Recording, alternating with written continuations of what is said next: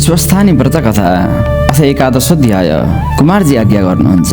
हे अगस्त्य, सतीदेवीका सबै अङ्गको पतन भएपछि श्री महादेव चित्त थाम्न नसकी हा प्राणप्रिय सतीदेवी कहाँ गयौ नि भन्दै अचेत भई भूमिमा लडी मूर्छा पर्नुभयो। केही बेरपछि चेत आयो र सुस्केर हाली मनले सतीदेवीलाई सम्झँदै बौला जस्तो भई जथाभावी हिँड्न लाग्नुभयो। महादेव त्यसरी हिँड्न लाग्नु भएको देखि तारकासुरले आफ्ना मन्त्रीहरूसँग भन्यो, हे मन्त्रीहरू हो, सतीदेवी मर्नाले महादेव बौला जस्ता भई हा सती भन्दै जथाभावी हिँड्न लागेका छन्। यस अवसरमा देवताहरूसँग युद्ध गरौँ, यस्तो मौका फेरि आउने छैन। इन्द्रको अमरावती प्राप्त गरौँ, अब हामीलाई कसले छुन सक्छ र?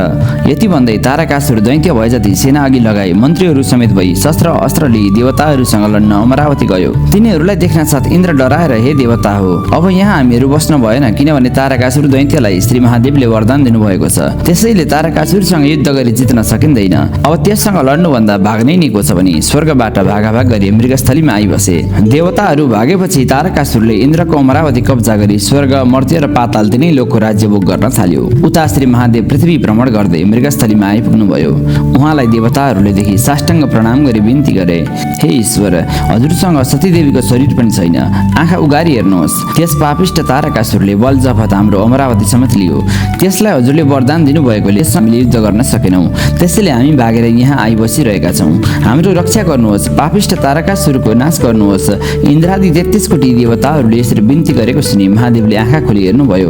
त्यसपछि सतीदेवीलाई नदेखि देवताहरूलाई आफ्नो अगाडि देख्नुभयो र केही जवाफ नदिई सतीदेवीलाई नै सम्झी हा सती भन्दै त्यहाँबाट पनि हिँड्नुभयो। यसरी श्री महादेवले शोक गरेको देखि जति जीवात्मा प्राणीहरू छन् ती सबै आफ्ना मन थाम्न नसकी साह्रै दुखी भए। श्री महादेव यसरी शोक गरी 100 वर्षसम्म पृथ्वी भ्रमण गर्दै हिँड्नुभयो। श्री स्कन्द पुराणे केदारखण्डे माघम हात्मी कुमार अगस्त्य सम्वादे श्री स्वस्थानी परमेश्वरीया व्रतकथायाम् इन्द्रादि देवता मृगस्थली गमनो नाम एकादशोऽध्याय। हरि ओम तत्सन्नमो नमः। श्री स्वस्थानी व्रत कथा अथ द्वादशोऽध्याय। कुमारजी आज्ञा गर्नुहुन्छ। हे अगस्त्य मुनि, त्यति भएपछि एक दिन श्री महादेवले चित्त सम्हाली हेर्दा सतीदेवीको शरीर आफूसित रहेनछ भन्ने थाहा पाउनु भयो र अब कसो गरौँ, कहाँ जाउँ भनी भरसक चित्तलाई धीर बनाई अब तपस्या गर्न उत्तरा पन्थमा जान्छु भनी जान लाग्नु भएको थियो। उहाँको चित्त दृढ हुन नसकी घुमिरहँदा उत्तरतिर जानुपर्नेमा दक्षिणतिरको बाटो लाग्नु भएछ। यसरी जाँदा जाँदा कर्णाटक नगरको नजिक पुग्नुभयो। त्यहाँ ब्रह्मपुर नाउँ गरेको एक गाउँ थियो। त्यस गाउँमा बसेका ऋषिहरू गङ्गामा स्नान गर्न भनी गएका थिए। त्यसै बेला श्री महादेव त्यतैबाट जाँदै गर्नुभएको ऋषि पत्नीहरूले देखे। तीमध्ये एउटीले अर्कैसित भनिन्, हे ऋषि पत्नी हो, ती गएका महादेव हुन्। हेर, सतीदेवी मर्नाले बौला जस्ता भई त्यसरी हिँडेका छन्। हाम्रा ऋषिहरू एक भक्त रहनाले दुर्बल छन्। हामीहरूलाई काम भोगमा सन्तुष्ट पार्न पनि सक्दैनन्। यस उसले हामीहरू श्री महादेवका पछि लागि जाउँ। त्यस्तो सुनि 100 ऋषि पत्नी श्री महादेव पछि लागि गए। उता गङ्गामा स्नान गर्न गएका ऋषिहरूले यो कुरा थाहा पाएर खोजी गर्दै जाँदा केही पर बाटामा फेला पारेर, हे महादेव, तिमीले हाम्रा स्त्रीहरूलाई किन हरण गरी ल्यायौ भन्दै कड्किए। त्यस्तो सुने श्री महादेवले, हे ऋषि हो, म तिमीहरूका स्त्रीहरूलाई किन हरण गरी ल्याउँथे भन्नुभयो। त्यसपछि ऋषिहरूले तिम्रो लागि आएका कोन भन त भने। त्यसपछि श्री महादेवले फर्की हेर्दा ऋषि पत्नीहरूलाई देखे। यिनीहरूलाई मैले त ल्याएको होइन, किन आएछन् भन्नुभयो। तब ऋषिहरूले, हे महादेव, तिम्रो लिङ्गदेखि हामीहरूका स्त्री तिम्रा पछि लागेका हुन्। अब तिम्रो त्यो लिङ्ग पतन होस् भनी श्राप दिए। त्यसपछि ऋषिहरूका श्रापले श्री महादेवको लिङ्ग पतन भयो र त्यसपछि लिङ्गदेखि अर्को ज्योतिर्लिङ्ग उत्पन्न भई अब संसार छोप्न लाग्यो। तब ब्रह्मा, इन्द्र आदि देवता, ऋषि, यक्ष, गन्धर्व, किन्नर, दैत्य, नाग सबै मिली श्री विष्णु कहाँ गई भन्न लागे, हे वैकुण्ठनाथ, श्री महादेवका लिङ्गदेखि ज्योतिर्लिङ्गको उत्पन्न भई सबै संसारलाई छोप्न लाग्यो। यो खबर आइरहेछौँ, अब यसो गर्ने। अब जसो गर्ने हो चाँडो गर्नुहोस्। ब्रह्मादि देवताले यस्तो बिन्ती गरेको सुनि श्री महाविष्णु त्यसै बखत गई ज्योतिर्लिङ्गलाई अँगाल्नुभयो। त्यसपछि ज्योतिर्लिङ्ग साम्य भयो। त्यस्तोदेखि सम्पूर्ण देवता, यक्ष, गन्धर्व, किन्नर र दैत्य सबैले धन्य धन्य विष्णु भनी अनेक तरहले स्तुति गरेर आफ्ना आफ्ना आश्रममा गए। तहाँ पछि ज्योतिर्लिङ्गदेखि प्रत्यक्ष भई श्री महादेवले ऋषिहरूका नजिक गई, हे ऋषि हो, बिना अपराधमा तिमीहरूले मलाई श्राप दियौ। अबदेखि तिमीहरूको वाक्य अशुद्ध होस् भने फेरि ब्राह्मणीहरू पनि गतिला नहुन् भनी श्राप दिए। त्यसपछि श्री महादेव उत्तरा पन्थमा गई काम, क्रोध, लोभ, मोह छाडी सम्पूर्ण इन्द्रिय बाँधी तिनै आँखा चिम्ली परब्रह्मको ध्यान गर्दै ठुलो तपस्या गर्न लाग्नुभयो। हे अगस्त्य मुनि, उता हिमालय पर्वतले आफ्नै स्त्री मेनकालाई गर्भिणी भएको थाहा पाएर बहुत खुसी भई आफ्ना मर्यादाले गर्भदानपछि गर्भरक्षाका लागि गरिने पुंसवन सीमन्तनयन आदि संस्कार गरिदिए। समय पुरा भएपछि मेनकाका गर्भदेखि कन्याको जन्म भयो। कन्या भने रूपले धपक्क बलिन्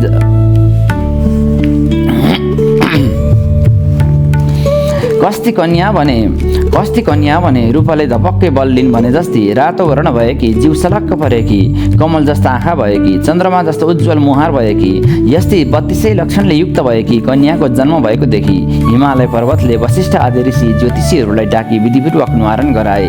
ऋषि ज्योतिषीहरूले नवजात शिशुको पार्वती नाम राखे। हिमालय पर्वतले ब्राह्मणहरूलाई मणिमाणिक्य लगायत नाना रत्न सुवर्ण दान दिई भोजन गराए। ऋषि ज्योतिषीहरूले भोजन गरिसकेपछि जाने बेलामा हिमालय पर्वतसित भने, हे हिमालय, तिमी धन्य रहेछौ, किनभने यी बालिकाले श्री महादेव स्वामी पाउने छिन् र चतुर्दश भुवनकी रानी हुनेछिन्। सम्पूर्ण दैत्यहरूको संहार गर्नेछिन्। तिम्रा भावभक्तदेखि हामी कृतार्थ भयौँ। अब आज्ञा पाए आफ्ना आश्रममा जाने थियौँ। ऋषि ज्योतिषीहरूका यस्ता वचन सुनि हर्षित हुँदै हिमालय पर्वतले उनीहरूलाई साष्टाङ्ग प्रणाम गरी पाल्नुहोस् भनी विदा गरे। तहाँपछि पार्वती पनि शुक्ल पक्षका चन्द्रमा झैँ दिन बढी ठुली हुँदै गइन्। दिन प्रतिदिन बढी ठुली हुँदै गइन्। उनी खेल्दामा पनि शिव पूजा गरी खेल्दथिन्, खानेकुरा पनि शिवलाई चढाइ खाने गर्दथिन्।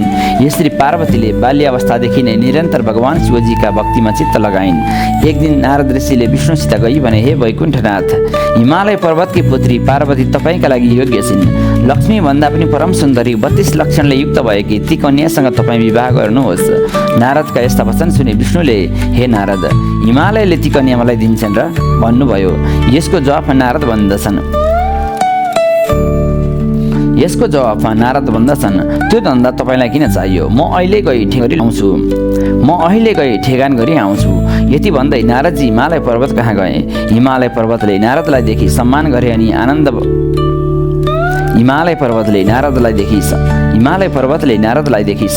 अनि नारद भन्दछन्, हे गिरिराज, तपाईँसित केही बिन्ती गर्न आएको छु। तपाईँकी पुत्री पार्वती वैकुण्ठनाथ विष्णुलाई दिनुहोस्। नारदजीका यस्ता वचन सुनि हिमालय पर्वतले खुसी भई, हे नारदजी, हजुरले बेस भन्नुभयो। तपाईँका आज्ञाले मेरी पुत्री पार्वती श्री विष्णुलाई दिएँ। अब हजुरले श्री विष्णु कहाँ यही खबर गर्नुहोला। हिमालय पर्वतले यति भनेपछि नारद ऋषि त्यहाँबाट विदा भई वैकुण्ठमा गएर हिमालय पर्वतसित भएका सबै कुरा विष्णुसँग बिन्ती गरे। नारद ऋषिले यति भनेको सुने श्री विष्णुले खुसी भएर, हे नारद मुनि, तिमी धन्य रहेछौ। अब आफ्नो आश्रममा जाऊ भनी विदा दिनुभयो र नारद ऋषि आफ्नो आश्रममा गए। यता हिमालय पर्वतले पार्वती कन्यादान दिन भनी सामग्री तयार गरी नारद ऋषिलाई डाकी विष्णु कहाँ पठाए। श्री विष्णु पनि लग्न ठहरियाई आफ्ना गुरु बृहस्पतिका साथै देवता, ऋषि, यक्ष, गन्धर्व, किन्नर, दैत्य र नाग सबैलाई निमन्त्रणा गरेर पार्वती कन्यादान लिन भनी हिमालय पर्वत कहाँ जानुभयो। मेनकाले पार्वतीलाई हिरा, मोती, मणिमाणिक्य आदि रङ्गी बिरङ्गी रत्नहरूले जडीजडाउ गरी आकर्षक वस्त्राभूषण पहिराई सिंगारेर राखिन्। त्यस्तो देखि जया, विजया, अजिता र अपराजिता नाउँ गरेका पार्वतीका सखीहरूले, हे पार्वती, आज तिम्रो विवाह हुन लागेको छ, विष्णुलाई कन्यादान गर्नेछन् भने सखीहरूले यति भनेको सुनि पार्वतीले मनमा ताप गरी, मैले बाल्यावस्थादेखि नै श्री महादेव स्वामी पाऊँ भनी उनलाई भजिरहेको छु। श्री महादेवलाई नदिई अरू कसैलाई दिए भने आत्महत्या गरी मर्दछु भनिन्। पार्वतीका यस्ता कुरा सुनि सखीहरू भन्दछन्, हे पार्वती, उसो भए तिमी यहाँ नबस, हामी तिमीलाई कसैले नदेख्ने ठाउँमा लुकाइ आउँछौँ, हामीसँग हिँड, त्यसो नगरे केही बेरमा तिमीलाई लैजान्छन्। सखीहरूले यति भनेपछि पार्वतीले जसो गर्ने हो गर भनिन्। त्यसपछि सखीहरूले पार्वतीलाई नदीको किनाराको वनमा लगी कसैले पनि नदेख्ने ठाउँमा लुकाइ आए।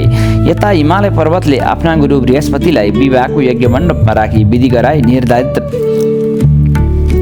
निर्धारित लग्नका समयमा कन्यादान गर्न भनी पार्वतीलाई लिन पठाए। लिन जानेले पार्वतीलाई घरमा देखिनन् र त्यो हाल हिमालयलाई सुनाए। त्यसपछि जहाँ जहाँ खोजी गर्दा पनि पार्वतीलाई भेट्न सकेनन् र हिमालयले चित्त आकुल गरी गुरु बृहस्पतिसँग गई पार्वती कहीँ पनि छैनन्, कसो गरौँ भने। यस्तो सुनि बृहस्पतिले उसो भए यस लग्नमा भएन भनी विष्णुसँग बिन्ती गरे। त्यसपछि विष्णु आदि सबै देवता आफ्ना आश्रममा गए।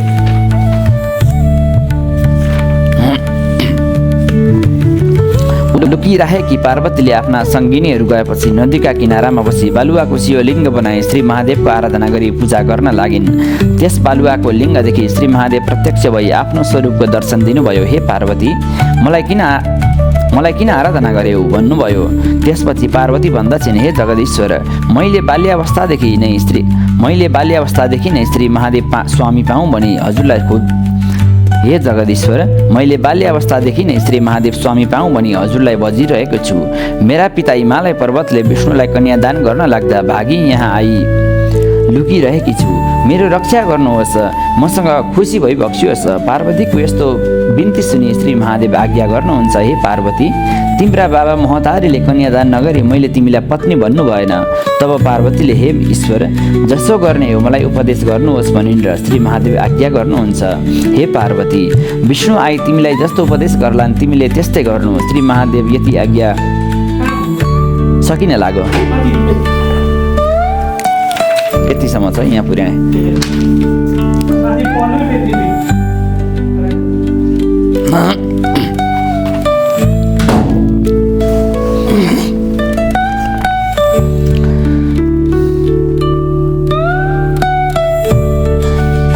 तब पार्वतीले, हे ईश्वर, जसो गर्ने हो मलाई उपदेश गर्नुहोस् भनिन् र श्री महादेव आज्ञा गर्नुहुन्छ, हे पार्वती, विष्णु आई तिमीलाई जस्तो उपदेश गर्लान् तिमीले त्यस्तै गर्नु। श्री महादेवले यति आज्ञा गरेको सुनि पार्वतीले हवस् भनी साष्टाङ्ग प्रणाम गरिन् र श्री महादेव अन्तर्धान हुनुभयो। तहाँ पछि पार्वती गइन् र हिमालय पर्वतले रिसाएर, तँ कहाँ गएकी थिइस् भनी सोधे। पार्वतीले, हे पिता, केटाकेटीदेखि नै मैले श्री महादेव स्वामी पाऊँ भनी उनीलाई केटाकेटीदेखि नै मैले श्री महादेव स्वामी पाऊँ भनी उनीलाई बस्दै आइरहेको छु। तर हजुरले विष्णुलाई कन्यादान गर्न लाग्नुभयो र लुक्न गएकी थिएँ भनिन्। पार्वतीले यति भनेको सुनि हिमालयले निवारणका दिन वशिष्ठ आदि ऋषि ज्योतिषीहरूले भनेको कुरा सम्झी चुप लागे। यता पार्वतीले विष्णुको प्रतीक्षा गर्दै श्री महादेव स्वामी पाउनका निमित्त नाना तीर्थ, व्रत, दान, धर्म, तप, जप र यज्ञ गर्न लागिन्। पार्वतीले यसरी भक्ति गरेको देखि श्री विष्णुले शङ्ख, चक्र, गदा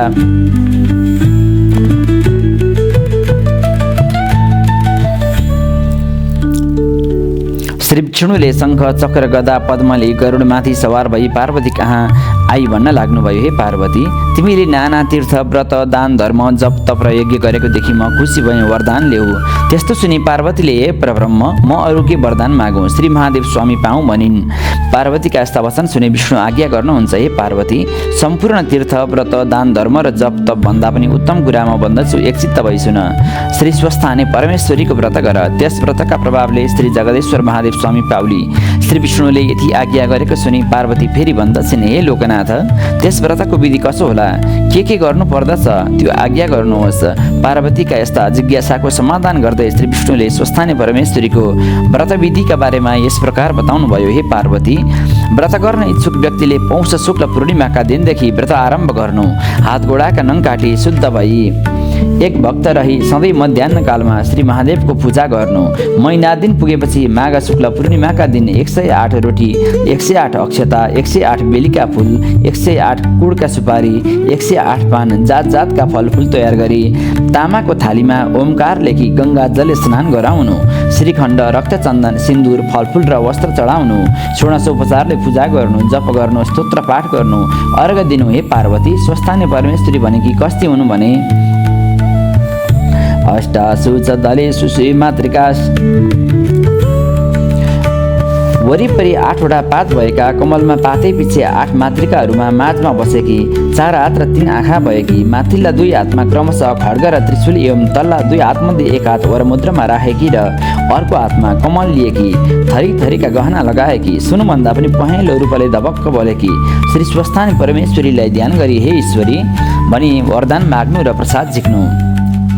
उहाँ पछि अष्टोत्तर 100मा 8 रोटी, 8 अक्षता, 8 बेली पुष्प, 8 पान, 8 जनै, 8 कुडका सुपारी र सगुन समेत आफ्ना पतिलाई दिनु। पति नभए छोरालाई दिनु, छोरा नभए मित छोराले दिनु र मित छोरा जुन इच्छाले व्रत गरेको हो त्यो कामना सिद्ध होस् भनी गङ्गामा लगी बगाउनु। 100 रोटी आफूले फलाहार गर्नुहोस्। रातभर जागराम गरी उनै परमेश्वरीको महिमा सुनाउनु। यसरी व्रतविधि बताएपछि श्री विष्णु भन्नुहुन्छ, हे पार्वती, श्री स्वस्थानी परमेश्वरीका प्रसाद लिने बेलामा श्री महादेव तिम्रा पासमा आउनुहुनेछ। तिम्रो भक्तिदेखि म खुसी भएँ, तिमीले श्री महादेव स्वामी पाए। यस्ता प्रकारले श्री विष्णुले श्री स्वस्थानी परमेश्वरीको व्रतविधि बताउँदै यस्ता प्रकारले श्री विष्णुले श्री स्वस्थानी परमेश्वरीको व्रतविधि बताउँदै वरदान समेत दिएपछि पार्वतीले मनमा आनन्द मान्दै श्रद्धापूर्वक श्री विष्णुको पूजा गरी प्रणाम गरिन्। त्यसपछि श्री विष्णु गरुडमा सवार भई त्यहाँबाट अन्तर्धान वैकुण्ठ जानुभयो। श्री स्कन्द पुराणे केदारखण्डे माघ महात्म्ये कुमार अगस्त्य संवादे श्री स्वस्थानी परमेश्वर्यायां व्रतकथायां व्रतोपदेशो नाम द्वादशोऽध्याय। तत्सन्नमो नमः।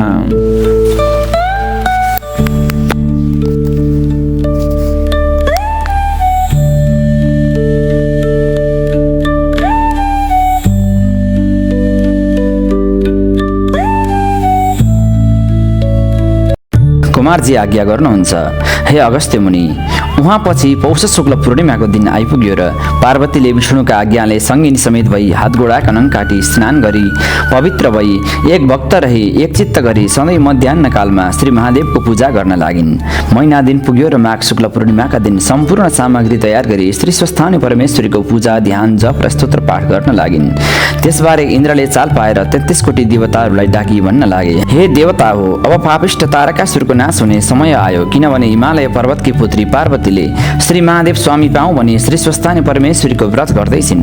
व्रतका प्रभावले श्री महादेव स्वामी पाएपछि पार्वतीका छोरा जन्मनेछन्। त्यसपछि ती बालकले हाम्रो शत्रु तारकासुर दैत्यको संहार गर्नेछन् अनि अमरावती हात लगाई राज्य गर्न पाउँला। हेर, सतीदेवी मर्नाले श्री महादेव शोक गरी पृथ्वीको भ्रमण गर्दै उत्तरा पन्ततर्फ गई काम क्रोध लोभ मोह छाडी सबै इन्द्रिय बाँधी परब्रह्ममा चित्त लगाई महाकष्टले तपस्या गर्न लाग्नु भएको छ। श्री महादेवलाई तपस्यादेखि छुटाई फेरि काम क्रोध लोभ मोहमा ल्याउने उपाय के छ? इन्द्रले भनेका यस्ता वचन सुनि देवताहरू भन्दछन्, हे देवेन्द्र, त्यस्तो काम गर्न त कामदेव बाहेक अरू कसले सक्ला र? उनैले महादेवका हृदयमा काम बाण प्रहार गरी त्यो काम पूरा गर्न सक्दछन्। यस्तो सुनि इन्द्रले ठिकै हो, कामदेवलाई डाकी ल्याऊ भनी वायुलाई हराए। इन्द्रका आज्ञाले तुरुन्तै वायुले कामदेवलाई डाकी ल्याए। कामदेवले इन्द्रलाई प्रणाम गरी मलाई कुन कामका निमित्त डाक्नुभयो, म तयार छु भने इन्द्र आज्ञा गर्दछन्, हे कामदेव। श्री महादेव उत्तरा पन्थमा गई काम क्रोध लोभ मोहरी परब्रह्ममा चित्त लगाई तपस्या गर्दै हुनुहुन्छ। बिना महादेव यस संसारको रक्षा कसले गर्ला? यस उसले तिमी उहाँ गई श्री महादेवका हृदयमा काम बाण प्रहार गरी पुनः काम क्रोध लोभ मोहमा ल्याऊ। इन्द्रका यस्ता वचन सुनि कामदेवले हवस भनी आफ्नी स्त्री रतिका साथ उत्तरा पन्थमा गई श्री महादेवलाई साष्टाङ्ग प्रणाम गरी धनुको ताँदो खैँची श्री महादेवको मर्ममा ताकी काम बाण प्रहार गरे। त्यस्तो चाल पाए श्री महादेव रिसाएर पर्लक आँखा उगारी हेर्दा तिनै आँखादेखि अग्निका ज्वाला निस्केर कामदेव भस्म भए। त्यस्तो देखि कामदेवकी स्त्री रति छाती पिट्दै बिलौना गरी श्री महादेवका पाउमा परि बिन्ती गर्न लागिन्, हे जगदीश्वर, यो अपराध मेरा स्वामीको होइन, उनले इन्द्रका आज्ञाले यस्तो कार्य गरेका हुन्। हे युगनायक, मसँग खुसी भई त्यो अपराध क्षमा गरी स्वामी दान गर्नुहोस्। हे करुणामय, दुष्टको संहार गरी साधुको रक्षा गर्ने यस्ता तपाईँलाई कोटी कोटी नमस्कार छ। तपाईँको वर्णन गर्न हजार जिब्रा भएका शेषनागले पनि नसकेका म कसरी सकुली? हे भक्तवत्सल, मलाई विधवा नगराउनुहोस्, मेरा स्वामीलाई जियाई सन्तोष दिई घर पठाउनुहोस्। यति भन्दै शोकपूर्वक स्तुति गरेको सुनि श्री महादेवलाई ज्यादै दया लागेर उहाँले भन्नुभयो, हे रति, यस जन्ममा भने तिमीले स्वामी पाउँदिनौ। द्वापर युगका अन्त्यमा विष्णुले कृष्ण अवतार लिनुहुनेछ। तिम्रा स्वामी कामदेव कृष्णका पुत्र प्रद्युम्न भई जन्मनेछन् अनि त्यसै बखतमा तिमी दुई स्त्री पुरुषको भेट होला। अहिले दुःख नमान घर जाऊ। यस्ता वचन सुनि हवस भनी श्री महादेवलाई साष्टाङ्ग प्रणाम गरी रति घर फिरिन्। त्यसपछि श्री महादेवले सतीलाई सम्झँदै कहाँ जन्म लिन गइन् भनी ध्यान दृष्टिले विचार गर्दा हिमालय पर्वतको पुत्री पार्वतीका रूपमा जन्म लिएको र श्री महादेव स्वामी पाउनका लागि बाल्यकालदेखि नै नाना तीर्थव्रत दान धर्म जप तप र यज्ञ गर्नुका साथै विष्णुका उपदेशले श्री स्वस्थानी परमेश्वरीको व्रत गर्न लागेको चाल पाउनुभयो। अब पार्वतीको परीक्षा लिने विचारले श्री महादेवले इन्द्रको रूप लिई वज्र हातमा लिई ऐरावत हात्तीमा चढी पार्वतीले व्रत गरिरहेको स्थानमा पुग्नुभयो। त्यसबेला पार्वतीले सबै व्रत सकी हातमा अर्घ मात्र लिँदै थिइन्। श्री महादेव स्वामी पाऊँ भनी श्री स्वस्थानी परमेश्वरीलाई अर्घ दिई स्तुति गर्दै भन्न लागिन्, हे ईश्वरी, निरञ्जन निराकार तपाईँलाई कोटी कोटी नमस्कार छ। सबै तीर्थ पनि तपाईँ, सृष्टि स्थिति र संहार गर्ने पनि तपाईँ, पञ्चभूत पनि तपाईँ, सत्व रज र तम यी त्रिगुण पनि तपाईँ, यस संसारमा आत्मस्वरूप भइरहेकी पनि तपाईँ, आदि शक्ति पनि तपाईँ, काल स्वरूप पनि तपाईँ। यस्तो श्री अव्यक्तको वर्णन गर्न चतुर्मुख ब्रह्मा सरस्वती शेषनाग जस्ताले पनि सक्दैनन्। म कसरी सकुली? मेरा भक्तिदेखि खुसी हुनुहोस्। यसरी पार्वतीले नाना तरहले स्तुति गरी प्रसाद झिक्न लागेकी थिइन्। त्यसै बेला इन्द्र रूप श्री महादेव टुप्लुक्क आइपुग्नु भयो। पार्वतीले देखि यथायोग्य पूजा गरी, हे देवेन्द्र, तपाईँ यहाँ के कामले आउनुभयो त्यो म सुन्न पाऊँ भनिन्। यस्तो सुनि इन्द्र रूप महादेव आज्ञा गर्नुहुन्छ, हे पार्वती, तिम्रो भक्तिदेखि म खुसी भएँ। श्री महादेव स्वामी पाऊँ भनी तिमीले यो व्रत गर्यौ, त्यो ठिक हो, तर महादेव कस्ता छन् त्यो पनि विचार गर। महादेव त बौला जस्ता महानिग्रणी, लाज घिन रहित, सर्पका गहना लगाउने, कम्मरमा बाघको छाला बेर्ने, भूत प्रेत प्रथम गण साथमा लिने, बुढो गोरुमा चढ्ने, दाहिने हातले डमरू बजाउने, देब्रे हातमा त्रिशूल लिने, विष भाङ धतुरो खाने, लाज शरम केही नली फिर्ने, अघोर मूर्ति भई श्मशानमा वास गर्ने यस्ता विरूपका महादेव तिम्रा लागि योग्य छैनन्। तिमी यस्तै सुकुमारी, रूपले बलेकी, शिरमा ढलेकी, परम सुन्दरी, तिम्रो र महादेवको जोडा मिल्दैन। त्यसैले सबै देवताका राजा मलाई स्वामी सम्झी स्वर्गकी रानी हौ। यसरी इन्द्र रूप महादेवले भनेको सुनि पार्वतीलाई जनक रिस उठ्यो र भन्न लागिन्, हे पापिष्ट इन्द्र, मैले यस्तै स्त्री स्वस्थानी परमेश्वरीको व्रत गरिरहेको ठाउँमा आई यस्ता कुरा मुखबाट निकाल्यौ, नाना तरहले महादेवको निन्दा गर्यौ, यो सब मेरा लागि सही भएन। अब म तिमीलाई श्राप दिन्छु। यति भन्दै जब पार्वती श्राप दिन तयार भइन् तब इन्द्र रूप महादेव डराई भन्न लागे, हे पार्वती, म इन्द्र होइन, तिम्रो परीक्षा लिने भई आएको, तिमीले खोजेको महादेव नै मै हुँ। तिमी धन्य रहिछौ, तिम्रो भक्तिदेखि म खुसी भएँ। यति भन्दै श्री महादेवले ज्योति स्वरूपले आफ्नो दर्शन दिनुभयो। त्यसपछि पार्वतीले मनमा आनन्द मानी श्री महादेवलाई साष्टाङ्ग प्रणाम गरी बिन्ती गरिन्, हे जगदीश्वर, बाल्यावस्थादेखि नै मैले नाना तीर्थ व्रत, दान धर्म, जप तप र यज्ञ गर्दै आएकीले हजुरको दर्शन पाएँ। अब हजुरलाई श्री स्वस्थानी परमेश्वरीको प्रसाद लिन कन्यादान भएको छैन, अब कसो गर्ने? तहाँपछि श्री महादेव प्रसन्न भई पार्वती कन्यादान लिन भनी हिमालय पर्वतका घर जानुभयो। हिमालयले श्री महादेव आएको देखि आफ्नी पुत्री पार्वतीले श्री महादेव स्वामी पाउन लागिन् भन्ने विचारले हर्षित हुँदै मेनकासित भने, हे प्रिय, हामी धन्य रहेछौँ, पार्वती कन्यादान लिन भनी श्री महादेव आउनु भएछ। अब कन्यादान गर्ने सामग्री तयार गर। हिमालयले वशिष्ठ आदि ऋषि ज्योतिषीहरूलाई डाकी शुभ विवाहको लग्न निकाल्न अनुरोध गरे। ऋषि ज्योतिषीहरूले अक्षय तृतीयाका दिन विवाहका लागि शुभ लग्न निर्धारण गरे। स्वर्ग, मर्त्य, पाताल तिनै लोकका देवता, ऋषि, यक्ष, गन्धर्व, किन्नर, दैत्य, नाग र अप्सराहरूलाई विवाहमा उपस्थितका लागि आमन्त्रण गरे। उनीहरू सबैजना कन्यादानका बखतमा आइबसे। चतुर्मुख ब्रह्माजी यज्ञ गर्न लाग्नुभयो। ऋषिहरू चार वेदको पाठका साथै गायत्री मन्त्र जप गर्न लागे। अप्सरा र गन्धर्वहरू नाच र गान बजानमा लागे। देवकन्या, ऋषिकन्या, गन्धर्व कन्या, किन्नर कन्या, दैत्य कन्या र नाग कन्याहरू रङ्गी बिरङ्गी वस्त्र र आकर्षक गरगहनाले सजिएर कन्यादान दिएको हेर्न आए। मेनकाले पार्वतीलाई सुगन्ध लेपन गराई हीरा, मोती, माणिक्य आदि रत्नहरू जडेका वस्त्राभूषण पहिर्याई सिंगारेर राखिन्। उसै त राम्री पार्वती त्यसमाथि आकर्षक वस्त्र र गरगहनाले सिंगारिँदा त्रिलोकमा कसैले पनि नभेटाउने परम सुन्दरी देखिन्। सोह्र श्रृङ्गारले सजाइएकी पार्वती श्री महादेवका समीपमा बस्दा चन्द्र सूर्य एकैपटक उदाएका जस्ता देखिए। सुमधुर वाद्य वादन र मङ्गलगान भइरहेको समयमा हिमालय पर्वतले तिलकुशली पार्वतीको हात समातेका र मेनकाले सुनको कमण्डलुले जलधारा दिएर कन्यादान गर्न लागेको समयमा श्री महादेवलाई हजुरको गोत्र के हो? बिना गोत्रले केही कार्य गर्न हुँदैन भनिएको छ भनी हिमालयले सोधे। श्री महादेव केही उत्तर दिन नसकी उँधोमुख गरिरहनु भयो। त्यस्तोदेखि 33 कोटी देवता, ऋषि, यक्ष, गन्धर्व, किन्नर, दैत्य र नाग कसैले पनि यही हो भन्न नसकी चुप लागिरहे। त्यही अवसरमा नारद ऋषि सतीदेवीका हाडको वाद्य यन्त्र बनाई बजाउँदै शिवगीत गाउँदै र नाच्दै हिमालय पर्वत कहाँ आएर भन्न लागे, हे गिरिराज, जसका मायाले यस संसारको सृष्टि, स्थिति र संहार भएको छ, फेरि जो एकै मूर्तिबाट ब्रह्मा, विष्णु र महेश्वर तीन भएका छन्, फेरि त्रिमूर्ति भएर पनि एकै मूर्ति हुन्छन्, यस्ता आदि पुरुष कसैबाट नजन्मने, जसका बाबु पनि छैनन्, आमा पनि छैनन्, जसको जात पनि छैन अनि गोत्र पनि छैन, यस्ता प्रभु सर्वव्यापी छन्। 33 कोटी देवताका पितामह पनि तिनै हुन्। 14 भुवनमा जति जीवात्मा छन् तिनका हृदयमा बसी पाप र पुण्यका साक्षी भइरहेका पनि तिनै हुन्। निरञ्जन निराकार पनि तिनै हुन्। यस्ता ईश्वरको महिमाको वर्णन गर्न हजार जिब्रा भएका शेषनाग र चतुर्मुख ब्रह्माले पनि सक्दैनन् भने मैले कसरी सकौँला? त्यसैले हे पर्वतराज, हे जगदीश्वर, महादेवलाई कन्यादान देऊ, निसन्देह गर। यसरी नारदजीले हिमालयलाई तर्कपूर्ण तरिकाले सम्झाएपछि त्यहाँ रहेका सबै देवता, ऋषि, यक्ष, गन्धर्व, किन्नर, दैत्य र नागहरूले नारदजीले बेस भन्नुभएको हो भन्न थाले। त्यसपछि हिमालय पर्वतले सन्देह छाडी श्री महादेवलाई पार्वती कन्यादान गरिदिए। पार्वतीले श्री महादेवका गलामा फूलको माला लगाई 3 फेरा परिक्रमा गरी पाउमा परिन्। कन्यादानको कार्यक्रम सकिएपछि हिमालयले पनि त्यहाँ आमन्त्रित सबै देवता, ऋषि, यक्ष, गन्धर्व, किन्नर, दैत्य र नागहरूको पूजा गरी भोजन गराए। त्यसपछि सबैले हिमालय पर्वतसित भने, हे हिमालय, तिमी धन्य रहेछौ, मेनकाको कोखमा पनि धन्य रहेछ, मेनकाको कोख पनि धन्य रहेछ।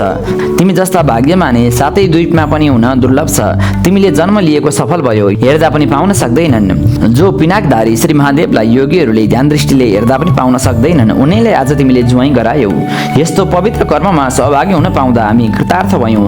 अब बिदा पाए हामी आफ्ना आश्रममा जाने थियौँ। यसरी निम्तामा आएका सबैले भन्दा हिमालयले, हुन्छ त यहाँहरूलाई दुःख दिए, दुःख नमान्नु होला भनी बिदा दिएर सबै आफ्ना आश्रममा गए। श्री स्वस्थानी व्रत कथा अथवा चतुर्दशोऽध्याय। कुमारजी आज्ञा गर्नुहुन्छ। हे अगस्त्य मुनि, त्यहाँ पछि पार्वतीले श्री स्वस्थानी परमेश्वरीको प्रसाद 8 रोटी 8 अक्षता 8 बेली पुष्प 8 जोर जनै 8 पान 8 कुड्का सुपारी सगुन समेत ल्याई। हे स्वामी, अब मेरो तपस्या पूर्ण भयो। बाल्यावस्थादेखि नै हजुरलाई भजिरहेको मैले आज पाएँ भन्दै श्री महादेवका हातमा चढाई उहाँलाई साष्टाङ्ग प्रणाम गरिन्। त्यसपछि पार्वती भन्दछिन्, हे आदिपुरुष, श्री स्वस्थानी परमेश्वरीका व्रतका प्रभावले मैले हजुरलाई स्वामी गराउन पाएँ। हे नाथ, संसारमा कोही दुखी छन्, कोही दरिद्र छन्, कोही पापी छन्, कसैका सन्तान छैनन्, कसैका स्त्री छैनन्, कसैका पुरुष छैनन्, कसैका घरबार छैनन्। त्यसैले यस व्रतको प्रचार प्रसार गराएमा सबैको उद्धार हुने थियो। पार्वतीका यस्ता वचन सुनि महादेव आज्ञा गर्नुहुन्छ। हे पार्वती, तिमी धन्य रहेछौ। दिन दुखीका उप तिमीमा दयाको भाव उत्पन्न हुनु राम्रो हो। अब म उपाय बताउँछु, सुन। सर्वप्रथम अश्वत्थामालाई पहिले रसातलमा पठाऊ, त्यहाँ उनैले यो व्रत प्रकाश गरिदिन्छन्। यस्तो सुनि पार्वतीले हवस् भने ऋषिलाई डाक्न पठाइन्। अश्वत्थामा आएर शिव पार्वतीलाई प्रणाम गरी, हे भवानी शङ्कर, मलाई के कामले सम्झनु भएको हो? आज्ञा भए तयार छु भनी बिन्ती गरे। यस्तो सुनि पार्वती आज्ञा गर्दछिन्, हे अश्वत्थामा, तिमी पातालमा जाऊ र त्यहाँ जो दुखी छन्, जो गरिब छन्, जो पापी छन्, जसका स्त्री छैनन्, जसका पुरुष छैनन्, जसका सन्तान छैनन्, तिनीहरूलाई श्री स्वस्थानी परमेश्वरीको व्रत गराऊ, जसबाट तिनीहरूको उद्धार होस्। यति भन्दै विष्णुले आफूलाई बताएको व्रतविधि अश्वत्थामालाई बताएर जाऊ भनी बिदा दिइन्। यस्तो आज्ञा पाएर अश्वत्थामा ऋषि खुसी हुँदै शिव पार्वतीलाई साष्टाङ्ग प्रणाम गरी पातालतर्फ जाँदा भए। अश्वत्थामा गएको केही दिनपछि पार्वती कत्तिकी चतुरी रहेछिन् बुझ्नु पर्यो भन्ने विचारले श्री महादेव कसैले नदेखिने ठाउँमा लुक्न जानुभयो।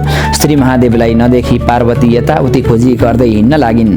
धेरै प्रयास गर्दा पनि महादेवलाई भेट्न नसकी पार्वती चित्त आकुल बनाउँदै विलाप गर्न लागिन्। केही बेरपछि चित्त सम्हालेर कसो भयो, कता जानुभयो होला भनी पुनः खोजी गर्दै जाँदा लुकिरहेका महादेवलाई फेला पारी बिन्ती गर्न लागिन्। हे ईश्वर, मलाई यसरी अत्याई किन लुक्न जानुभएको? म राम्री नभएर अथवा मलाई छाडी अन्यत्र जाने उद्देश्यले लुक्नु भएको हो कि? यसरी पार्वतीले चित्त दुखाएर गुनासो गरेको सुनि श्री महादेव केही नबोली, यी पार्वतीले मलाई यसै छाड्ने भइनन्, अब अर्कै रूप लिएर वन विहार गर्न जानु पर्यो भन्ने विचार गर्दै त्यहाँबाट अन्तर्धान भई श्लेषमान्तक वनमा एक्लै गई किरातीको भेष गरी शिकार गर्न लाग्नुभयो। श्री महादेवलाई फेरि नदेख्दा पार्वतीले मनमा साह्रै दुःख मानिन्। स्वामीले मलाई किन छल्नु भएको होला भनी मनमा सन्देह गर्दै पार्वतीले ध्यान दृष्टिले विचार गरी हेर्दा किरातीको भेषले श्लेषमान्तक वनमा शिकार गरी हिँडेको थाहा पाइन्। त्यसपछि पार्वती पनि महादेवलाई छल्ने उद्देश्यले चिटिक्क परेकी राम्री किरातीनीको रूप लिएर नाना तरहका हाउभाउ कटाक्ष गर्दै श्लेषमान्तक वनमा गई एउटा ठुलो रुखको छारीमा बसिरहन्। महादेव पनि वन विहार गर्दै त्यहाँ पुग्नुभयो र किरातीनी रूपिणी पार्वतीलाई देखि मोहित भई सोध्न लाग्नुभयो, हे सुन्दरी, तिमी को हौ? देवकन्या हो कि अप्सरा हो? मैले हेर्दा त तिमी जस्ती राम्री यस संसारमा हुन दुर्लभ छ। फेरि एक्लै यस वनका बीचमा किन आएर बस्यौ? यस्तो घोर जङ्गलमा बाघ र हात्ती जस्ता वन्य जन्तुको डर कति पनि नमानी निर्धक्कसँग किन बसे कि? के तिमीलाई डर पनि लाग्दैन? यसबारे सबै कुरा मलाई भन। यसरी किरात रूप श्री महादेवले आज्ञा गरेको सुने किरातीनी रूपिणी पार्वतीले श्री महादेव यिनै हुन् भन्ने चिनेर मनमनै प्रणाम गरिन्। त्यसबेला किरात रूप महादेवले दायाँ त्रिशूल र बायाँ हातमा धनुष लिनुभएको थियो। उहाँले काँधमा बाण राख्ने ठोक्रो भिर्नुको साथै सर्पका गहना पनि धारण गर्नुभएको थियो। यस्ता डरलाग्दा महादेवलाई देखि पार्वती भन्न लागिन्, हे किराती, म यहाँ बसेको धेरै वर्ष भयो। किरातीनी हुनाले बाघ हात्ती जस्ता जनावरको डर पनि लाग्दैन। म यहाँ तपस्या गरेर बस्दै आएकी छु। यसरी त्यहाँ ती दुई स्त्री पुरुषका बीचमा अनेक कुरा हुँदैमा साँझ पर्यो अनि किराती रूप श्री महादेव आज्ञा गर्नुहुन्छ, हे सुन्दरी, तिमी पनि एक्लै छौ, म पनि एक्लै छु, हामी दुवैजना यहीँ बास बसौँ। महादेवका यस्ता कुरा सुनि पार्वती भन्दछिन्, हे किराती, तिमी लोग्ने मानिस, म स्वास्नी मानिस, एक्लै यस्तो एक्लास वनका बीचमा कसरी एकै ठाउँ बास बसौँ? लोग्ने मानिसको विश्वास हुँदैन। राम्री राम्री स्वास्नी मानिसहरू देखेपछि अरू केही सम्झदैनन्, तसर्थ एक्लै बास बसौँ भन्ने कुरा नगर। किरातीनी रूपिणी पार्वतीका यस्ता कुरा सुनि श्री महादेवले, हे सुन्दरी, त्यस कुरामा तिमी सन्देह नगर भन्नुभयो। त्यसपछि ती दुवै स्त्री पुरुष त्यसै रुखमुनि बास बसे। यस्ता तरहले ती दुवै स्त्री पुरुष त्यहाँ बस्दा बस्दा केही दिन बितेपछि पार्वतीका मनमा यस्ता तरहले कसरी निर्वाह होला? यी भोलेनाथ त यसै गरी पनि दिन बिताउन सक्छन्, त्यसैले अब केही जुक्ति गर्नु पर्यो भन्ने विचार आयो। त्यसपछि पार्वतीले महादेवलाई छली आकाशवाणी भए चाहिँ गरी भन्न लागिने, हे ईश्वर, हजुरले वास्ता नगर्दा हामी ब्रह्मा विष्णु इन्द्रहरू सबैले साह्रै दुःख पाएका छौँ। हजुर यसरी बस्नुभयो भने हाम्रो उद्धार कसले गर्ला? हे करुणामय, हे वृषभध्वज, कैलाश शून्य भएको धेरै काल भयो। हे प्रभु, कैलाश सम्झी हाम्रो उद्धार गरी रक्षा गर्नुहोला। यस्तो आकाशवाणी भएको सुन्दा श्री महादेवले यो कसले भन्यो, म यहाँ आएको त कसैले देखेको छैन भन्ने विचार गरी यताउति हेर्दा कहीँ कतै केही नदेखी देवताहरूले भने होलान् भन्ने अनुमान गरायो। फेरि किरातिनी रूपिणी पार्वतीलाई नदेखी खोज्न लाग्नुभयो। पार्वती पनि केही थाहा नपाए जस्तो गरी फलफुलहरू टिप्दै यताउति अल्मलिरहेकी थिइन्। किरात रूप महादेव त्यहाँ पुगी भन्नुहुन्छ, हे सुन्दरी, तिमीलाई खोज्दा खोज्दा निकै दुःख पाइयो, तिमी कहाँ गएकी थियौ? यस्तो सुनि पार्वतीले, हे किराती, भोक लागेकाले कन्दमूल खान गएकी हुँ, कहीँ गएकी छैन भनिन्।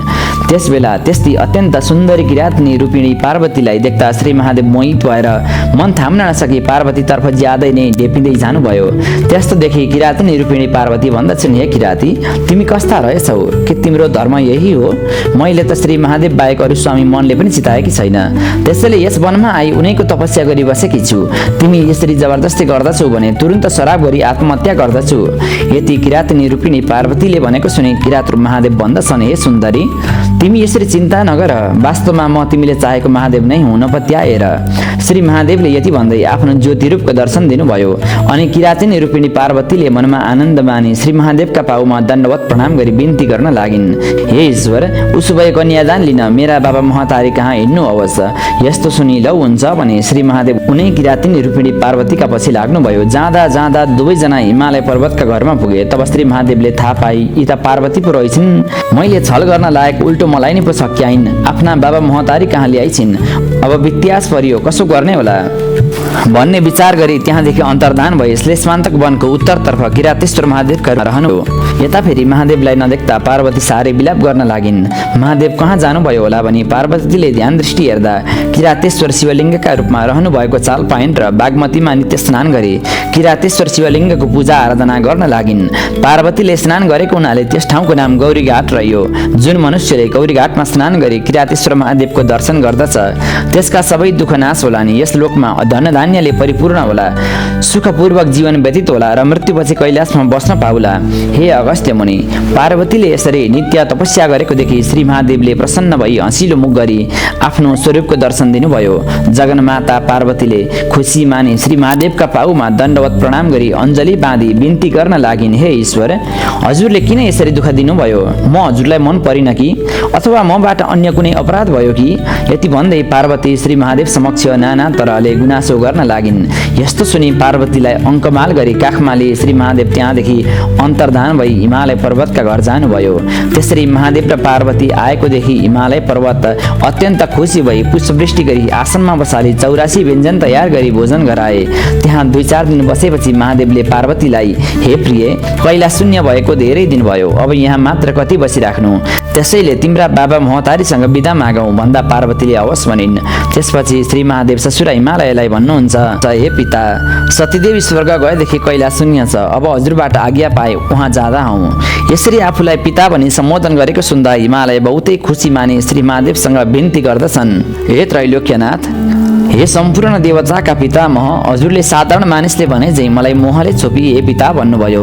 मेरा सबै अज्ञान नाश गरी ज्ञान दिनुहोस्, सधैँ हजुरका भक्तिमा मेरो चित्त लागिरहोस्। हे शङ्कर, मसँग प्रसन्न हुनुहोस्। हे शशिशेखर, पहिले पूजा लिनुहोस्। हिमालय यति भन्दै शिव पार्वतीलाई रङ्गी बिरङ्गी वस्त्र आभूषण पहिर्याई सिंहासनमा बसाले षोडशोपचारले पूजा गरी भोजन गराई पुनः स्तुति गर्दै भन्दछन्, हे भवानी शङ्कर, लक्ष्मीनारायणले समुद्रका घरमा गएर बस्दा समुद्रलाई जस्तो आनन्दको अनुभूति भएको थियो, हजुरहरू मेरा घरमा राज हुनुभएकोमा मलाई पनि त्यस्तै आनन्दको अनुभूति भएको छ। हे जगदीश्वर, आफ्ना मायाले संसारमा व्याप्त भइरहेका यस्ता तपाईँलाई कोटी कोटी नमस्कार छ। फेरि समुद्र मन्थन गर्दा कालकुट विष निस्केर संसार भस्म गर्न लाग्यो। त्यसबेला त्यो विष कण्ठमा राखी संसारको रक्षा गर्दा तपाईँको नीलकण्ठ नाम रह्यो। यस्ता तपाईँलाई कोटी कोटी नमस्कार छ। फेरि आफैले सृष्टि गरी आफैले संहार गर्ने यस्ता तपाईँलाई कोटी कोटी नमस्कार छ। फेरि त्रिपुरासुर दैत्यसँग युद्ध गर्दा तपाईँका सामग्री कस्ता थिए भने पृथ्वीको रथ, 4 वेदका घोडा, चन्द्र सूर्य रथका पाङ्ग्रा, ब्रह्मा सारथी, सुमेरु पर्वत धनु, शेषनाग धनुको ताँदो, विष्णु भगवान श्री स्वस्थानी व्रत कथा अथवा 15 अध्याय। कुमारजी आज्ञा गर्नुहुन्छ, हे अगस्त्य मुनि, पार्वतीले एक दिन बुकुवा गस्ता निस्केको महलको मूर्ति बनाई ढोकामा राखेकी थिइन्। श्री महादेव बाहिरबाट आएर घरभित्र जान खोज्दा त्यस मूर्तिले जसले पायो उसले त्यसैभित्र जान पाउँदैन भनेर रोकिदियो। तब श्री महादेवलाई आफ्ना घरमा जान पनि रोक्ने भनेर जनक रिस उठ्यो र त्यस मूर्तिको टाउको काटी भित्र लानुभयो। पार्वतीले महादेवसँग ढोकामा को बसेको थियो भनी बिन्ती गरिन्। महादेवले त्यसको त मैले शिर छेदन गरी आएँ भन्नुभयो। अनि पार्वतीले त्यो त मेरो पुत्र हो, किन त्यसको शिर छेदन गर्नुभएको भनी अति करुण शब्द गरी रुँदै शोक गर्न लागिन्। त्यस्तोदेखि श्री महादेवले हे पार्वती शोक नगर, म बचाइदिन्छु भनी बुझाइ आफ्ना गणहरूलाई डाक, हे गण हो चारै दिशातिर जाओ, जे फेला पार्छौ त्यसको शिर काटी ल्याओ भनी चन्द्रबाण पनि दिई पठाउनु भयो। ती गणहरूले चारै दिशातर्फ हेर्दै जाँदा धेरै टाढा पुगेपछि एउटा मत्ता हात्ती देखेर श्री महादेवले आज्ञा बमोजिम चन्द्रबाण प्रहार गरे। त्यस बाणले सेतो पर्वत जस्तो हात्तीको शिरच्छेदन गर्यो र त्यो शिर लगी श्री महादेवका अगाडि राखी हामीले यही पायौँ भनी बिन्ती गरे। तब श्री महादेवले हात्तीको टाउको मूर्तिमा जोडी बचाइदिनु भयो र त्यस मूर्तिको नाम गणेश रही शिव पार्वतीका पुत्रका रूपमा प्रसिद्ध भए। यता श्री महादेव पार्वतीसँग मात्र बोलिरहन लाग्नु भएकाले इन्द्रले अग्निलाई डाकी भन्न लागे, हे अग्नि श्री महादेव पार्वतीसँग मात्र बोली घरभित्र रहन लाग्नुभयो। श्री महादेव बिना यो संसारको रक्षा हुन सक्दैन, त्यसकारण तिमी झट्ट गई जसरी हुन्छ श्री महादेवलाई काशी ल्याउने काम गर। यस्तो सुनि अग्निले हवस् भनी कैलाश पर्वतमा गई भित्र जान लाग्दा ढोकेले जान दिएन र हावाको रूप लिएर ताल लगाउने प्वालबाट भित्र पसी भिक्षुक रूप भई श्री महादेव र पार्वती एकान्त गरिरहेका ठाउँमा पुगे। यसरी आएका अग्निलाई देखि श्री महादेव रिसाई भस्म गर्न लाग्नुभयो। तब जगन्माता पार्वतीलाई माया लाग्यो र हे स्वामी भिक्षा माग्न आएका भिक्षुकलाई मार्नु ठिक छैन, नजानेर आएको बरु केही दिउँ जाओस् भनिन्। तब श्री महादेवले हातमा आफ्नो वीर्य लिई ला भनिदिनु भयो। अग्नि त्यो वीर्य मुखमा हालेर निली बाहिर आए। श्री महादेवको वीर्य निल्नाले अग्निलाई गर्व रह्यो र डराई अनर्थ भयो भनी गङ्गाका तीरमा गई कुशको झाडीमा उकेली आए। अग्निले उकेलेको त्यो वीर्य आगो बले जस्तै बलिरहेको थियो। त्यस बेला सप्तऋषिका 7वटी पत्नी गङ्गा स्नान गरी फर्कन लागेका थिए। तिनीहरूले आगो बलेको देखि कसले बालेर गएछ तापौँ भन्न लागे। तीमध्ये एकजना चाहिँ अर्काले बालेको आगो ताप्नु ठिक छैन भन्दै गइन्। 6वटी आगो तापी घर गए। ती आगो ताप्नेहरूलाई गर्व रह्यो। त्यस्तो चाल पाएर ऋषिहरूले तिमीहरूमा कसरी गर्व रह्यो भनी सोधे। उनीहरूले केही उत्तर दिन नसकेकाले ऋषिहरूले रिसाएर श्राप दिए। ऋषि पत्नीहरू गङ्गामा गई त्यो वीर्य उकेली आकाशमा गए षट्कृतिका तारा भए। पत्नीहरूले उकेलेका त्यस वीर्यदेखि षट्चक्र 6 मुख भएका कुमार उत्पन्न भई गङ्गाका पुत्र कहलाई श्री महादेवसित रहे। एक दिन श्री महादेवले गणेश र कुमारलाई डाकी भन्नुभयो, हे गणेश हे कुमार तिमीहरू गई सुमेरु पर्वतको प्रदक्षिणा गरी आओ। यसमा जो अघि आउला उसलाई वरदान दिउँला। श्री महादेवको यति आज्ञा सुनि कुमारले हवस् भनी तत्कालै आफ्नो वाहन मयूरमा चढी सुमेरु प्रदक्षिणा गर्न गए। यता गणेशजी अब कसरी सुमेरु परिक्रमा गर्न सकिएला भनेर चिन्तित हुँदै आफ्नो वाहन मुसा सामु गए। चिन्ताले आकुल भएका गणेशलाई मुसाले देखि सोध्यो, हे विनायक आज हजुरको मुहार निन्याउरो देखेँ, के चिन्ता परेको हो कि? यस्तो सुनि श्री महादेवले सुमेरु प्रदक्षिणा गर्ने आदेश दिनुभएको छ र कुमारजी मयूरमा चढी प्रस्थान गरिसकेको वृत्तान्त बताउँदै गणेशजी मुसालाई भन्नुहुन्छ, अब कसो गरौँ? त यस्तो सानो छस्, म यस्तो ठुलो पेट र लामो सुनले युक्त छु, त मलाई सवार गराई फुर्तीसित लाग्न सक्दैनस्। यस्तो सुनि मुसो भन्दछ, हे गणेशजी तपाईँलाई म एउटा जुक्ति सिकाउँछु, सुन्नुहोस्।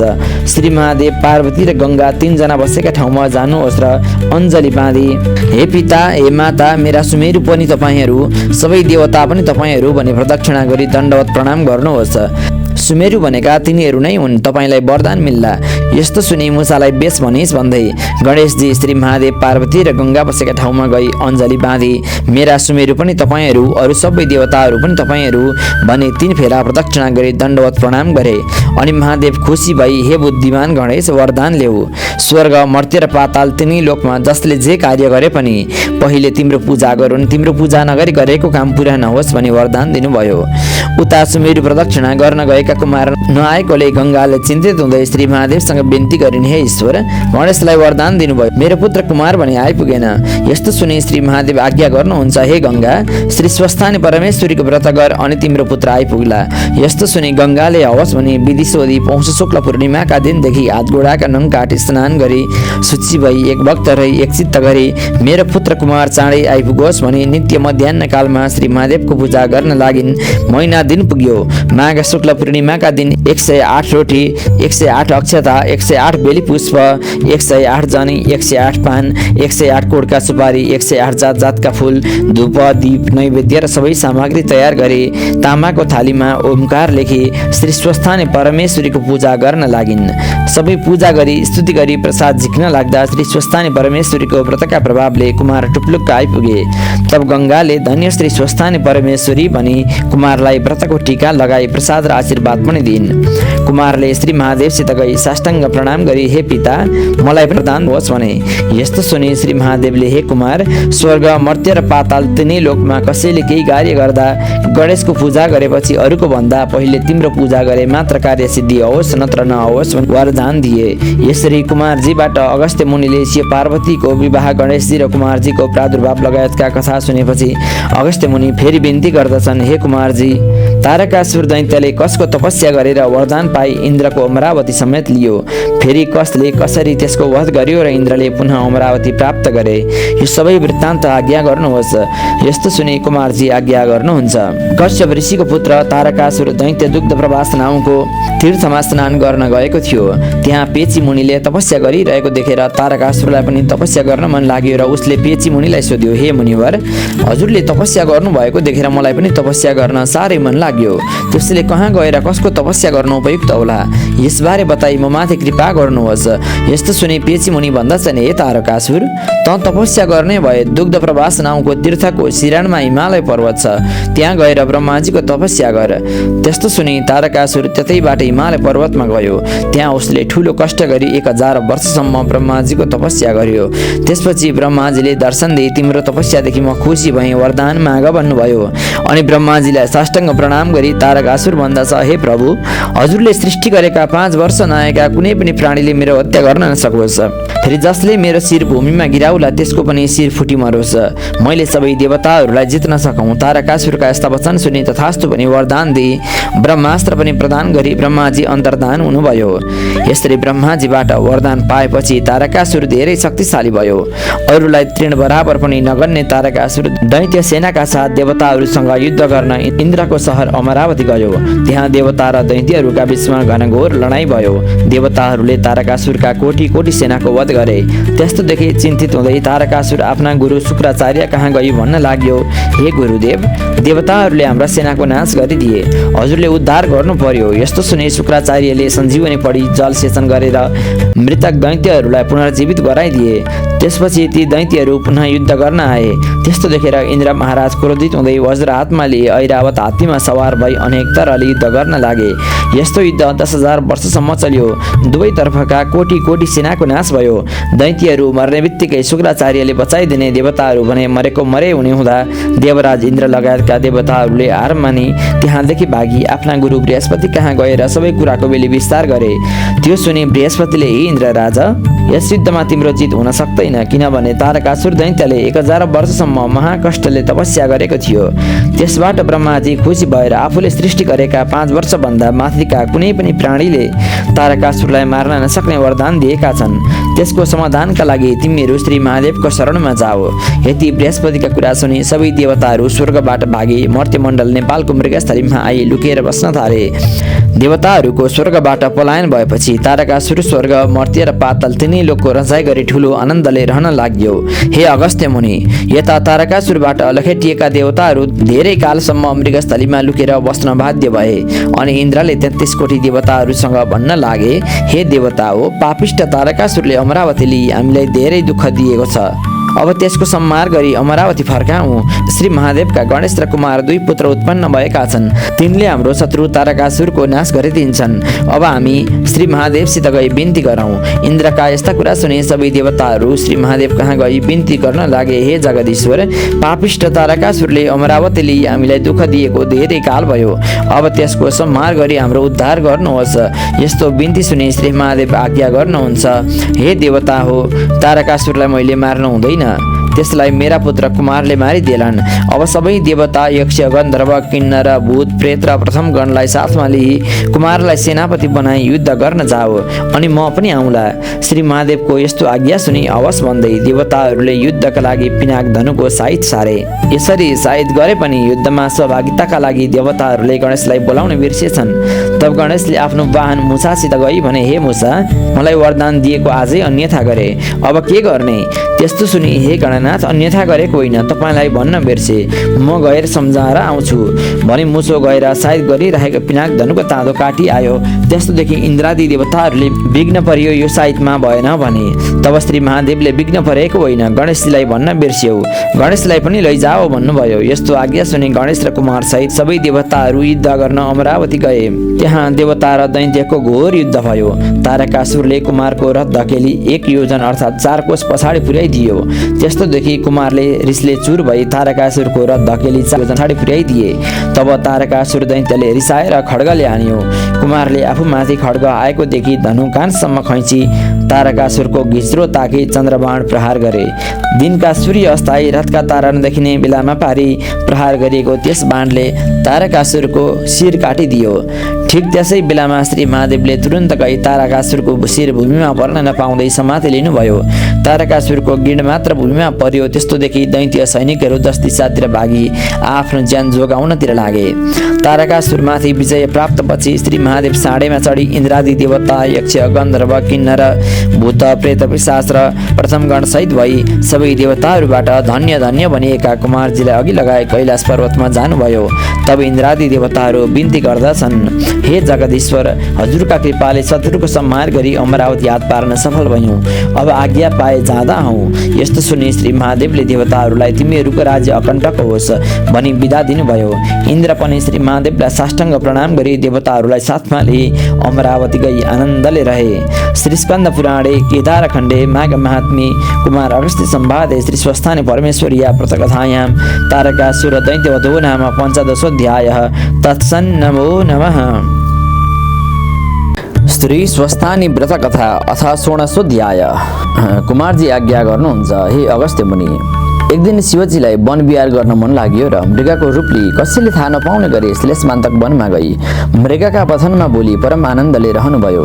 यता पार्वतीले अनेक ठाउँमा खोजी गर्दा पनि श्री महादेवलाई नदेखी हार मानी। पहिले पनि मलाई यसै गरी दुःख दिनुभयो, अहिले फेरि कुनै खबर नगरी कता जानुभयो होला भन्ने विचारले ध्यान दृष्टिले हेर्दा मृगरूप भई वन विहार गरिरहेको थाहा पाइन्। त्यसपछि पार्वती बागमतीका किनारमा महाकष्टले तपस्या गरी बसिरहन्। शिव पार्वती दुवैलाई नदेख्दा ब्रह्मा, विष्णु आदि देवताहरू जहाँ तहाँ खोजी गर्न लागे। उनीहरू कहीँ पनि भेट्न नसकी हार मानी फर्केर आउँदा बागमतीका किनारमा तपस्या गरेर बसिरहेकी पार्वतीलाई देखि प्रणाम गरी बिन्ती गर्न लागे, हे जगन्माता, श्री महादेव नहुनाले संसार शून्य जस्तै भयो, तसर्थ हामीमाथि करुणा राखी उहाँ कता जानुभएको हो बताइदिनुहोस्। फेरि तपाईँ पनि यस्ता ठाउँमा एक्लै किन बसिरहनु भएको हो? सबै वृत्तान्त आज्ञा गर्नुहोस्। देवताहरूले यस्तो बिन्ती गरेको सुनि पार्वती आज्ञा गर्दछिन्, हे देवता हो, श्री महादेव यहाँ आउनुभएको हुनाले उहाँकै आराधना गरी बसिरहेकी हुँ। श्लेषमान्तक वनमा नैऋत्य कोणमा ठुलो तलाउ छ। त्यहाँ सुनको जस्तो वर्ण भएको 3 आँखा र 1 सिङ भएको ठुलो मृगका रूपमा रही श्री महादेव मृगहरूका फौजमा क्रीडा गरी बस्नु भएको छ। तिमीहरू उहीँ गई हेर अनि श्री महादेवको दर्शन पाउला। पार्वतीका यस्ता वचन सुनि देवताहरूले त्यहाँ गई हेर्दा कहीँ पनि भेट्न सकेनन्। त्यसपछि ब्रह्मा, विष्णु, इन्द्र अनेक स्तुति गरी खोजी गर्न लागे।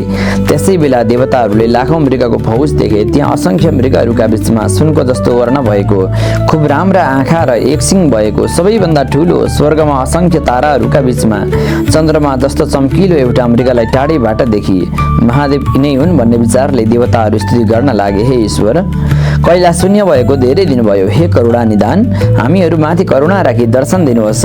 यस्ता तरहले अनेक स्तुति गर्दै देवताहरू मृगरूप महादेवका नजिक गए। यस्तो देखि शिव मृग उफ्री उफ्री भाग्न लाग्यो। तब विष्णु आज्ञा गर्नुहुन्छ, हे ब्रह्मा, हे इन्द्र, स्तुति गरी महादेव चैतन्य हुने भएनन्। अब हामी 3 जनाले घेरा हाली समाऊ भन्दा ल भने 3 जनाले 3तिर बसी घेरा हाली समाउन लागे। यस अनुसार रुद्र मृगको सिङको फेदमा विष्णुले, माझमा ब्रह्माले र टुप्पामा इन्द्रले समाते। यसरी समाउने बित्तिकै मृग अन्तर्धान भयो। 3 जना देवताले मृगको सिङ जोडसँग समातेकाले 3 टुक्रा भएर 3 जनाको हातमा 1-1 टुक्रा पर्न गयो। यस्तोदेखि हामीहरूले ठुलो अपराध गर्यौँ, अनर्थ भयो, अब कसो गरौँ भनी 3 जना त्यहीँ बसे। हे ईश्वर, हाम्रो अपराधमा क्षमा राख्नुहोला भनी अनेक स्तुति गरे। यसरी ब्रह्मा, विष्णु र इन्द्रले गरेको स्तुतिबाट श्री महादेव प्रसन्न भई ज्योति स्वरूपको दर्शन दिनुभयो र देवताहरूले खुसी भई साष्टाङ्ग प्रणाम गरे। श्री महादेव आज्ञा गर्नुहुन्छ, हे देवता हो, तिमीहरूको स्तुतिदेखि म सन्तुष्ट भएँ, वरदान माग। महादेवबाट यस्तो आज्ञा भएको सुनि देवताहरू भन्दछन्, हे ईश्वर, हजुरको जप ध्यान हामीहरू कहिले पनि नभुलौँ, सदा सर्वदा हाम्रा हृदयमा रहिरहोस्। देवताहरूले यस्तो भनेको सुनि श्री महादेवले तथास्तु भनी वरदान दिनुभयो र फेरि देवताहरू भन्दछन्, हे प्रभु, हामीले हजुरको सिङ टुक्रा पारेर गरेको अपराध क्षमा गर्नुहोस्, अनि यी सिङका टुक्रा कहाँ राख्ने हो आज्ञा गर्नुहोस्। देवताहरूको यस्तो बिन्ती सुनि श्री महादेव आज्ञा गर्नुहुन्छ, त्यो मेरो सिङ 3 टुक्रा गराएकोमा तिमीहरूलाई केही अपराध लाग्दैन, सन्देह नगर। इन्द्रका हातको इन्द्रलोकमा, ब्रह्माका हातको मर्त्यमण्डल नेपाल मध्ये गोकर्णमा र विष्णुका हातको पातालमा लागि स्थापना गर्नु। देवताहरूले यस्तो सुनि हवस् भन्दै श्री महादेवबाट आज्ञा भए बमोजिम सिङका टुक्राहरू तिनै लोकमा स्थापना गरे। श्री महादेव तहाँपछि पार्वतीले तपस्या गरिरहेको नदीका किनारमा पुगेर पार्वतीलाई काखमा राखी कैलाश पर्वतमा गई नन्दी, भृङ्गी, 64 योगिनी, भूत, प्रेत, पिशाच र प्रथम गर्ने सहित भई ठुलो आनन्दले रहनुभयो। त्यसै बखतमा लङ्काको राजा रावण त्यहाँदेखि नित्य गोकर्णमा स्नान गरी श्री महादेवका चरणमा दण्डवत प्रणाम गरी गीत सङ्गीतका साथ नृत्य प्रदर्शन गरी जाने गर्दथ्यो। यसरी केही काल बितेपछि एक दिन श्री महादेव विष, भाङ, धतुरो खाई विचेत भइरहेको बखतमा रावण आई मृदङ्ग बजाई गाउन लाग्दा भोलेनाथबाट प्रसन्न भई, हे रावण, के माग्छस् माग भनी आज्ञा भयो। रावणले के मागौँ, हजुरका कृपाले सबै थोक मसँग छ भन्यो। रावणका वचन सुनि एउटा चिज नमागी सुख पाउँदैनस्, लौ माग भनी श्री महादेवबाट पुनः आज्ञा भयो। यसरी बारम्बार श्री महादेवले एउटा चिज माग्न कर गर्नुभएकाले रावण अब के मागौँ, 32 लक्षणले युक्त भएकी श्री महादेवका काखमा बसेकी पार्वतीलाई नै माग्छु भन्ने विचार गरी श्री महादेवसँग बिन्ती गर्दछ, हे ईश्वर, अरू चिज मलाई केही चाहिँदैन, एउटी पार्वती मलाई बक्सनुहोस्। यसरी रावणले मागेपछि श्री महादेवले लौ लैजा भनी पार्वतीलाई नै दिनुभयो। त्यसपछि जगन्माता पार्वतीलाई पीठमा बोकी श्री महादेवसँग बिदा भई रावण लङ्कातर्फ गयो। यता पार्वतीलाई रावणले लिएर जान लागेको वैकुण्ठनाथ विष्णुले चाल पाउनुभयो। यो त अनर्थ हुन लाग्यो भन्ने विचार गर्दै विष्णु तत्कालै वायु वेगले रावण जाँदै गरेको स्थानमा पुगी आफ्ना मायाले छोपी मोहिनी रूप भई रावणलाई आज्ञा गर्नुहुन्छ, हे महापुरुष, तपाईँ को हुनुहुन्छ, कहाँबाट आउनुभयो, अनि यो बोकी ल्याएकी महिला को हुन्, किन बोकी ल्याउनु भएको हो? यसको उत्तरमा रावण भन्दछ, हे सुन्दरी, लङ्काको राजा रावण भनेको मै हुँ। मैले श्री महादेवको आराधना गर्दा खुसी भएर उनले आफ्नै पत्नी पार्वती मलाई दिई पठाए। यी उनै पार्वती हुन्। अहिले म यिनलाई बोकी लङ्कातर्फ जाँदैछु। यस्तो सुनि मोहिनी रूप विष्णु भन्नुहुन्छ, हे महाराज, ती के पार्वती हुन् र तपाईँलाई लाज लाग्दैन? श्री महादेवका मायाले बनाएकी स्त्री तपाईँ जस्ता महावीरले बोकी हिँड्न सुहाउँदैन। अरूले देखे भने के भन्लान्? ती त पार्वती होइनन्, तपाईँले महादेवले झुक्क्याएछन्। साँच्चीकै पार्वती मागी लैजाने भए पार्वती बस्ने ठाउँ तपाईँलाई भन्दछु, सुन्नुहोस्। महादेवले आसनका रूपमा प्रयोग गर्ने बाघको छालाभित्र साँच्चीकै पार्वती लुकाएर राखेका छन्। अब तपाईँले तिनै पार्वती मागेर लग्नुहोला। मोहिनी रूप विष्णुका यस्ता कुरा पत्याई पार्वतीलाई बाटोमै छोडी रावण फर्किएर कैलाशमा गयो। अनि विष्णुले पार्वतीलाई वैकुण्ठमा लगी नाना तरहसँग पूजा गरिराख्नुभयो। उता श्री महादेव विष, भाङ, धतुरो खाए विचेत अवस्थामा नै रहनु भएको समयमा रावण पुगी बिन्ती गर्न लाग्यो, हे ईश्वर, हजुरले मलाई छली मायाले एउटी महिलाको सिर्जना गरिदिनु भएछ। मैले थाहा नपाई लिएर गएको थिएँ, तिनलाई बाटैमा फालिआएँ। अब दिने भए हजुरले आसन गरिराखेको बाघको छालाभित्रकी पार्वती पाऊँ। रावणका यस्ता वचन सुने श्री महादेवले ध्यान दृष्टिले विचार गरी हेर्दा पार्वतीलाई विष्णुले लगेको थाहा पाई मायाले अर्की एउटी महिला सिर्जना गरी आसन गरिरहेको बाघको छालाभित्रबाट निकाली लौ लैजा भनिदिनु भयो। रावण पनि खुब खुसी भई महादेवलाई प्रणाम गरी महादेवले मायाले सिर्जना गर्नुभएको महिलालाई काँधमा बोकी लङ्का गयो। त्यसपछि विष्णुले पार्वतीलाई श्री महादेव कहाँ पुर्याउनु भयो। हे अगस्त्य मुनि, तहाँपछि एक दिन पार्वतीसँग सल्लाह गरी श्री महादेव मानसरोवरमा गई राजहंस भई जल क्रीडा गर्न लाग्नुभयो। त्यसै बेला अन्तपुर नाम गरेको सहरमा बस्ने जालन्धर आफ्नी पतिव्रता स्त्री वृन्दासित ख्यालटट्टा गरिरहेको थियो। यसै क्रममा जालन्धर आफ्नी पत्नी वृन्दालाई देखि खुसीले गदगद हुँदै हाँस्न थालियो। त्यस्तो देखि वृन्दाले, हे स्वामी, किन हाँस्नुभयो भनी सोधिन्। जालन्धर भन्दछ, हे प्रिय, अरू कुराले हाँसेको होइन, तिमी जस्ती परम सुन्दरी पत्नी यो संसारमा अरूको हुन दुर्लभ छ भन्ने विचारले हाँसेकी हुँ। यस्तो सुनि वृन्दा भन्दछिन्, हे स्वामी, म के राम्री छु र? श्री महादेवकी पत्नी पार्वतीलाई देख्नुभयो भने कसो गर्नु होला? त्यसपछि जालन्धर भन्दछन्, हे प्रिय, के यो कुरा साँचो हो? उसो भए म पार्वतीलाई छल गर्न जान्छु। वृन्दासित यति भन्दै श्री महादेवको रूपले पार्वतीलाई छल गर्नका लागि जालन्धर कैलाश पर्वतमा गयो। त्यहाँ श्री महादेव नै आउनुभयो भन्ने ठानी पार्वती हातमा कमण्डलुले गोडा धुनका लागि हतपचाउँदै ढोकामा आइन्। यसरी पार्वतीलाई देख्नासाथ श्री महादेवको बेसमा आएको जालन्धर मोर्चा परी भूमिमा गिरियो। तब जगन्माता पार्वती ध्यान दृष्टिले विचार गर्दा श्री महादेवको रूपले आफूलाई छल गर्न भनी जालन्धर आएको थाहा पाए द्वारपाललाई, हे नन्दी, हे भृङ्गी, यहाँ कोही आयो भने भित्र नपठाउनु भने रिसाएर कसैले नदेख्ने ठाउँमा गई लुकी विष्णुको आराधना गर्न लागिन्। पार्वतीले रिसाएर आराधना गरेको अन्तर्यामी भगवान श्री विष्णुले थाहा पाए। शङ्ख चक्र गदा पद्म हातमा लिई गरुडमाथि सवार भई तत्कालै हावाको वेगभन्दा पनि दोब्बर छिटो गतिमा पार्वती कहाँ पुगी आज्ञा गर्नुभयो, हे जगन्माता, मलाई किन आराधना गर्नुभयो? यस्तो सुनि पार्वती भन्दछिन्, हे वैकुण्ठनाथ, अहिले श्री महादेव मानसरोवरमा जलक्रीडा गर्दै आनन्दमा रहनु भएको छ। यस्ता अवसरमा पारी पापिष्ट जालन्धर मलाई छल गर्न भने श्री महादेवको रूपले यहाँ आएको रहेछ। तत्काल मैले चाल पाइनँ र श्री महादेव नै आउनु भएको हो भन्ने ठाने खुसी हुँदै गोडा धुन भने ढोकामा जाँदा त्यो मलाई देख्ने बित्तिकै मूर्छित भयो। त्यसपछि श्री महादेव भए यसरी मूर्छा पर्नु हुँदैन थियो भन्ने विचारले ध्यान दृष्टि दिँदा त्यो जालन्धर नै हो भन्ने पहिचान गरी द्वारपाललाई यहाँ कसैलाई भित्र नपठाउनु भने यस ठाउँमा आई तपाईँलाई आराधना गरेकी हुँ, अब कसो गर्ने होला? यसरी पार्वतीका वचन सुने विष्णु भन्नुहुन्छ, हे जगन्माता, त्यो पापिष्ट जालन्धर हजुरलाई छल गर्ने कुत्सित मनसायका साथ आएको हुनाले अब म त्यसकी पत्नी वृन्दाको सत्य डगाइ आउनेछु, सन्देह नगर्नुहोला। तत्कालै गई श्री महादेवलाई पनि खोजी यहाँ पठाइदिन्छु। विष्णु यति भन्दै पार्वतीसँग विदा भई गरुडमा चढी अत्यन्त तीव्र गतिमा मानसरोवरतर्फ प्रस्थान गर्नुभयो। इति श्री स्कन्द पुराणे केदारखण्डे माघ महात्म्ये कुमार अगस्त्य संवादे श्री स्वस्थानी परमेश्वरीया व्रतकथायां विष्णु मानसरोवर गमनं नाम षोडशोऽध्यायः। तत्सन्नमो नमः। श्री स्वस्थानी व्रतकथा अथ सप्तदशोऽध्याय। कुमारजी आज्ञा गर्नुहुन्छ, हे अगस्त्य मुनि, मानसरोवरमा श्री महादेव राजहंस भई अनेक हंसिनीहरूसँग जलक्रीडा गरी आनन्दका साथ रहनुभएको थियो। त्यसै बेला बडो वेगका साथ विष्णु आएको देखि श्री महादेव आज्ञा गर्नुहुन्छ, हे विष्णु, यस्तो तीव्र गतिमा यहाँ किन आउनुभयो? तपाईँलाई के दुःख पर्यो कि? यस्तो आज्ञा सुनि विष्णु गरुडदेखि ओर्ली श्री महादेवलाई साष्टाङ्ग प्रणाम गरी भन्नुहुन्छ, हे ईश्वर, हजुर यहाँ आएपछि जालन्धर हजुरको वेश गरी पार्वतीलाई छल्न कैलाशमा गएछ, तर त्यहाँ पार्वतीलाई देख्न साथ मोर्छा परेछ। त्यसपछि पार्वतीले आफूलाई छल गर्न आउने जालन्धर नै हो भन्ने चिनेर कसैले नदेख्ने ठाउँमा लुकी मलाई डाक्नुभयो, अनि म त्यहाँ गई सबै हाल बुझी यहाँ आएको हुँ। अब म त्यस जालन्धरकी पत्नी वृन्दाको पतिव्रता धर्म नष्ट गराइ आउँछु।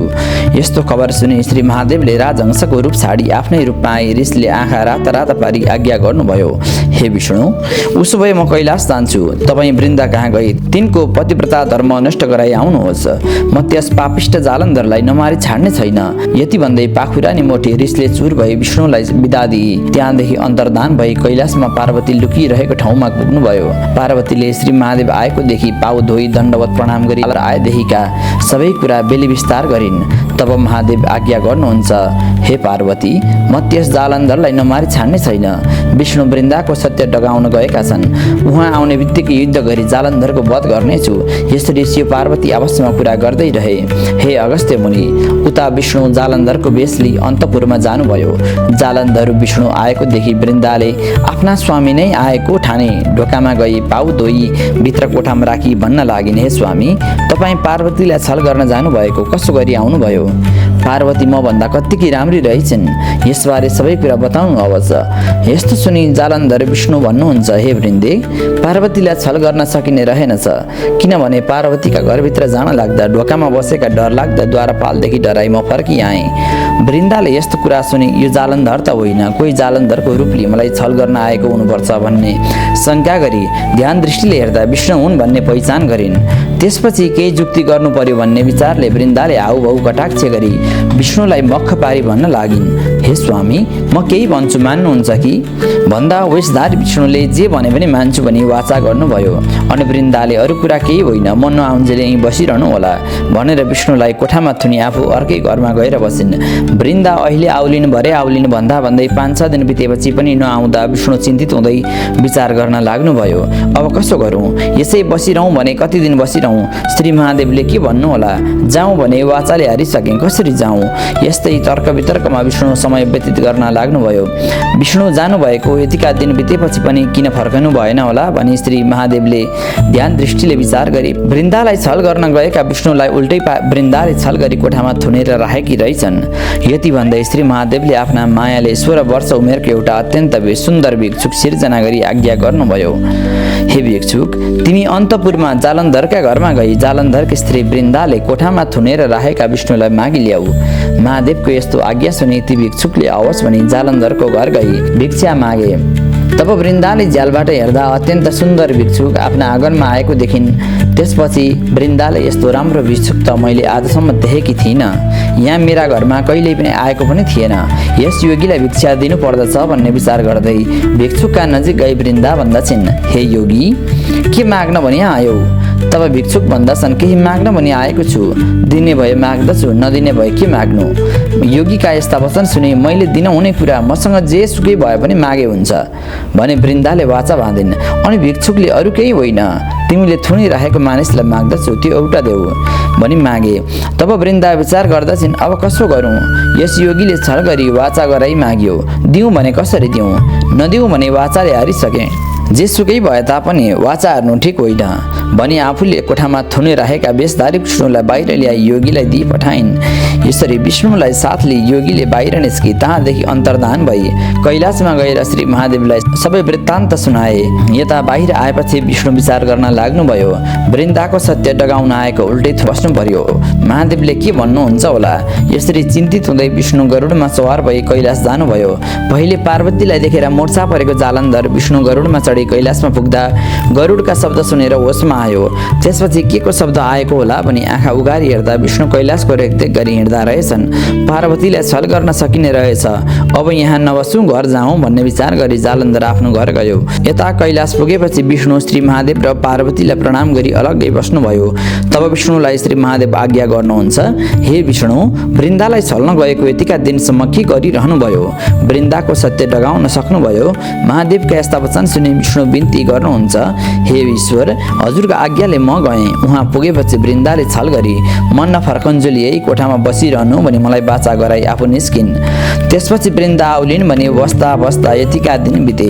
बाचा बन्धनमा परेकोले आउन नसके, त्यसै खुम्चेर बस्न बाध्य भएँ। पछि एउटा योगीको साथ लगाई छोडिदिँदा हजुरको दर्शन गर्न आएँ। यस्तो सुनेर श्री महादेवले ब्रह्मा विष्णु आदि 33 कोटी देवता, यक्ष, गन्धर्व, किन्नर, नन्दी, भृङ्गी, प्रथमगण, भूत र प्रेत समेत जम्मा गरी आज्ञा गर्नुभयो, पापिष्ट जालन्धरलाई तिमीहरू गई मारि आओ।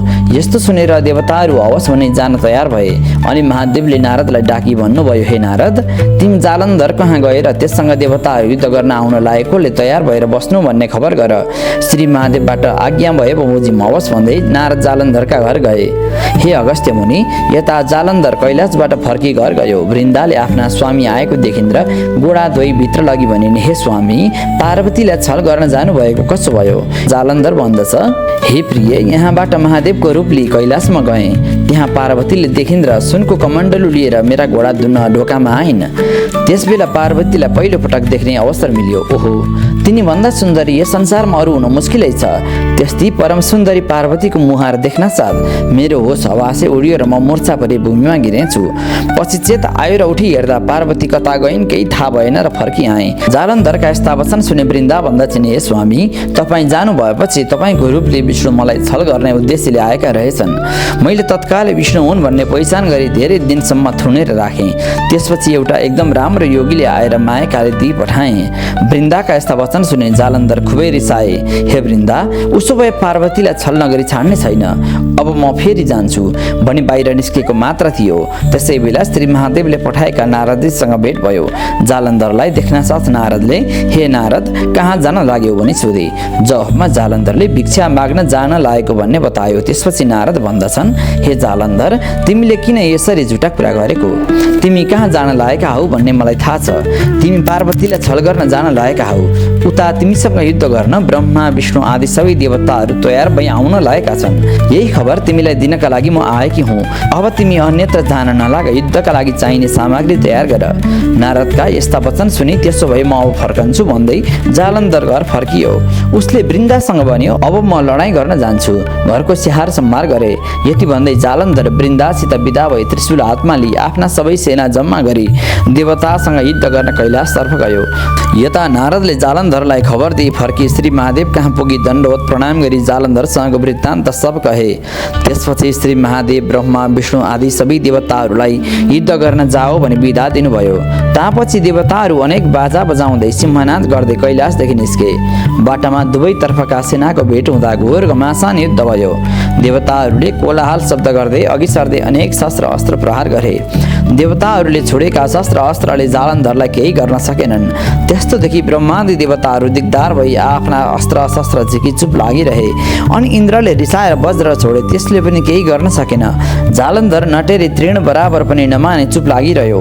फेरि वैकुण्ठनाथ विष्णुले रिसले चुर भएर पाँचजन्य शङ्ख बजाई कौमदकी गदा घुमाई छोड्नुभयो। त्यसले पनि जालन्धरलाई छुँदै छोएन। यसरी देवताहरूले लगातार छोड्दै गएका विभिन्न शस्त्र अस्त्रहरूले जालन्धरलाई कुनै नोक्सान गर्न नसकेकाले देवताहरू निराश भए। जालन्धरसँग युद्धमा देवताहरूको केही सिप नलाग्दा विष्णुले अब यसरी भएन भन्ने विचार गरी श्री महादेवका सामु गई बिन्ती गर्न लाग्नुभयो। हे ईश्वर, जालन्धरलाई मार्नका लागि हामीले गरेका सबै प्रयासहरू विफल भए। यसमा हजुर बाहेक अरूको सामर्थ्य छैन, त्यसैले हजुर नै जानु पर्यो। विष्णुका यस्ता वचन सुनि श्री महादेव आज्ञा गर्नुहुन्छ। हे विष्णु, जालन्धरको वध गर्न नसक्नुको एकमात्र कारण त्यसकी पत्नी वृन्दाको पतिव्रता धर्म नै हो। यसको प्रभावले जालन्धरलाई कुनै पनि शस्त्र अस्त्रले छुनै सक्दैन। त्यसैले तपाईँले आफ्ना मायाले छोपी जालन्धरको वेश धारण गरी अन्तपूर्वै छल गरी वृन्दाको पतिव्रता धर्म नष्ट गराइदिनु होला। त्यसपछि म जालन्धरको वध गर्नेछु। श्री महादेवबाट यस्तो आज्ञा हुँदा विष्णु हवस् भने त्यहाँबाट बिदा भई जालन्धरको वेशले दायाँ हातले डमरू बजाई बायाँ हातले त्रिशूल समाई जालन्धरका घर पुग्नुभयो। यता जालन्धर रूप विष्णुलाई देखि वृन्दाले चाल नपाई हतपताउँदै आई गोडा धोई भित्र लगी आसनमा बसाली बिन्ती गर्न लागिन्। हे स्वामी, देवताहरूसँग युद्ध गर्न जानुभएको कसो गरी आउनुभयो? यस्तो सुनि जालन्धर विष्णु भन्नुहुन्छ, हे वृन्दे, देवताहरूसँग लामो समयसम्म युद्ध गर्दा थकाइ लागेकाले विश्राम गर्न आएको हुँ। अहिले भोक लागिरहेको छ, भोजन तयार गर। तब वृन्दाले नाना तरहका 84 व्यञ्जन तयार पारी भोजन गराइन्। रात परेपछि वृन्दासित अनेक तरहका कुरा गरी विष्णुले उनको पतिव्रता धर्म नष्ट गराइदिनु भयो। रात बितेपछि जालन्धरको रूप छाडी आफ्नै स्वरूपमा आई शङ्ख चक्र गदा पद्म आत्मा लिई दर्शन दिनुभयो। तब वृन्दा क्रुद्ध भई, हे पापिष्ट विष्णु, तिमीले कपट गरी मेरो पतिव्रता धर्म नष्ट गराइदियौ भन्दै निकै चिन्तित भयो। त्यसपछि विष्णु आज्ञा गर्नुहुन्छ, हे वृन्दा, जालन्धरलाई त श्री महादेवले हिजै मारिसक्नुभयो होला। अब म जस्तो वैकुण्ठको अधिपतिलाई स्वामी बनाउन पाएपछि तिमीले कुनै फिक्री गर्नु पर्दैन। हे वृन्दे, तिमीलाई पत्यार लाग्दैन भने केही बेरपछि समाचार पाउली। यस्ता तरहले विष्णुले वृन्दालाई बुझाउने प्रयास गर्नुभयो। इति श्री स्कन्द पुराणे केदारखण्डे माघ महात्म्ये कुमार अगस्त्य संवादे श्री स्वस्थाने परमेश्वरीय व्रतकथायां वृन्दा पतिव्रता धर्म हरणं नाम सप्तदशोऽध्यायः। तत्सन्नमो नमः। अथ श्री स्वस्थानी व्रतकथा अथ अष्टादशोऽध्याय। कुमारजी आज्ञा गर्नुहुन्छ, हे अगस्त्य मुनि, तिमी एकचित्त भई सुन। श्री महादेव विष्णुलाई बिदा दिई जालन्धरसँग युद्ध गर्न जानुभयो। श्री महादेव र जालन्धरका बीचमा घोर सङ्ग्राम भयो।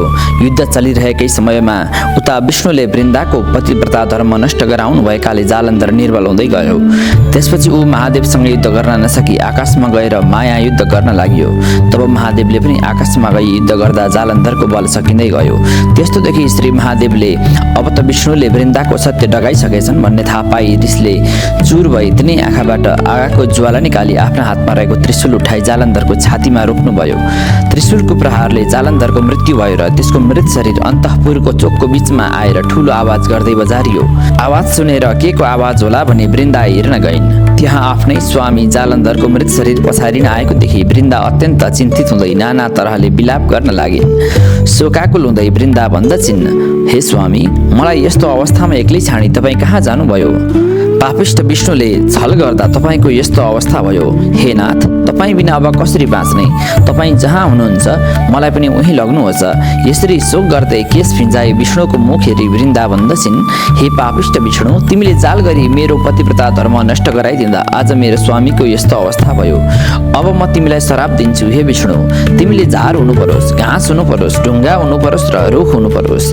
यसरी विष्णुलाई श्राप दिई वृन्दाले जालन्धरका साथसाथी गई प्राण त्याग गरिन्। हे अगस्त्य मुनि, पतिव्रताले श्राप दिएकी हुनाले विष्णुलाई झार हुनु परोस् भनेकोमा तुलसी हुनु पर्यो, घाँस हुनु परोस् भनेकोमा कुश हुनु पर्यो, ढुङ्गा हुनु परोस् भनेकोमा सालग्राम हुनु पर्यो र रुख हुनु परोस् भनेकोमा पिप्पलको रुख हुनु पर्यो।